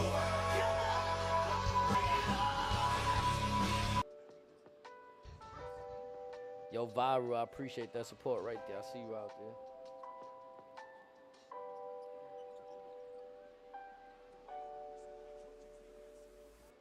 I thought they were going away with the G League Ignite team. I guess this is the last year for it.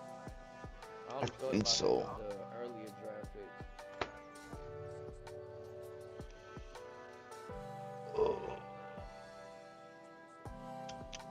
I'm gonna take this moment to work, man. Yes,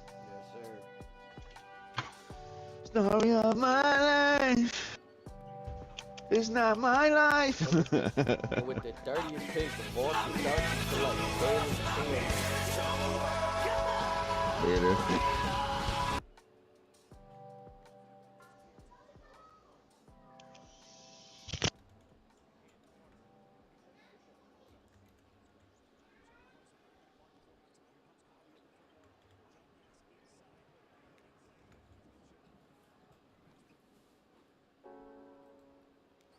This is the last pick of the 2024 NBA first round draft right here, y'all. We've spent 3 hours dissecting this and still no Bronnny James. Where does he go in the second round tonight?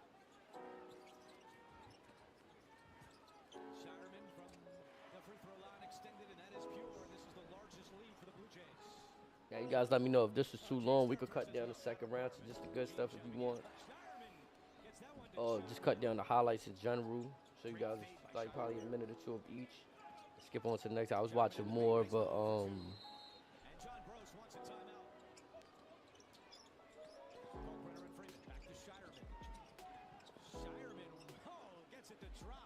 I was watching more of the full highlights. I looked up.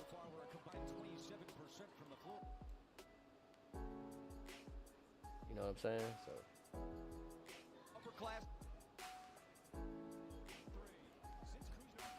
Let's see.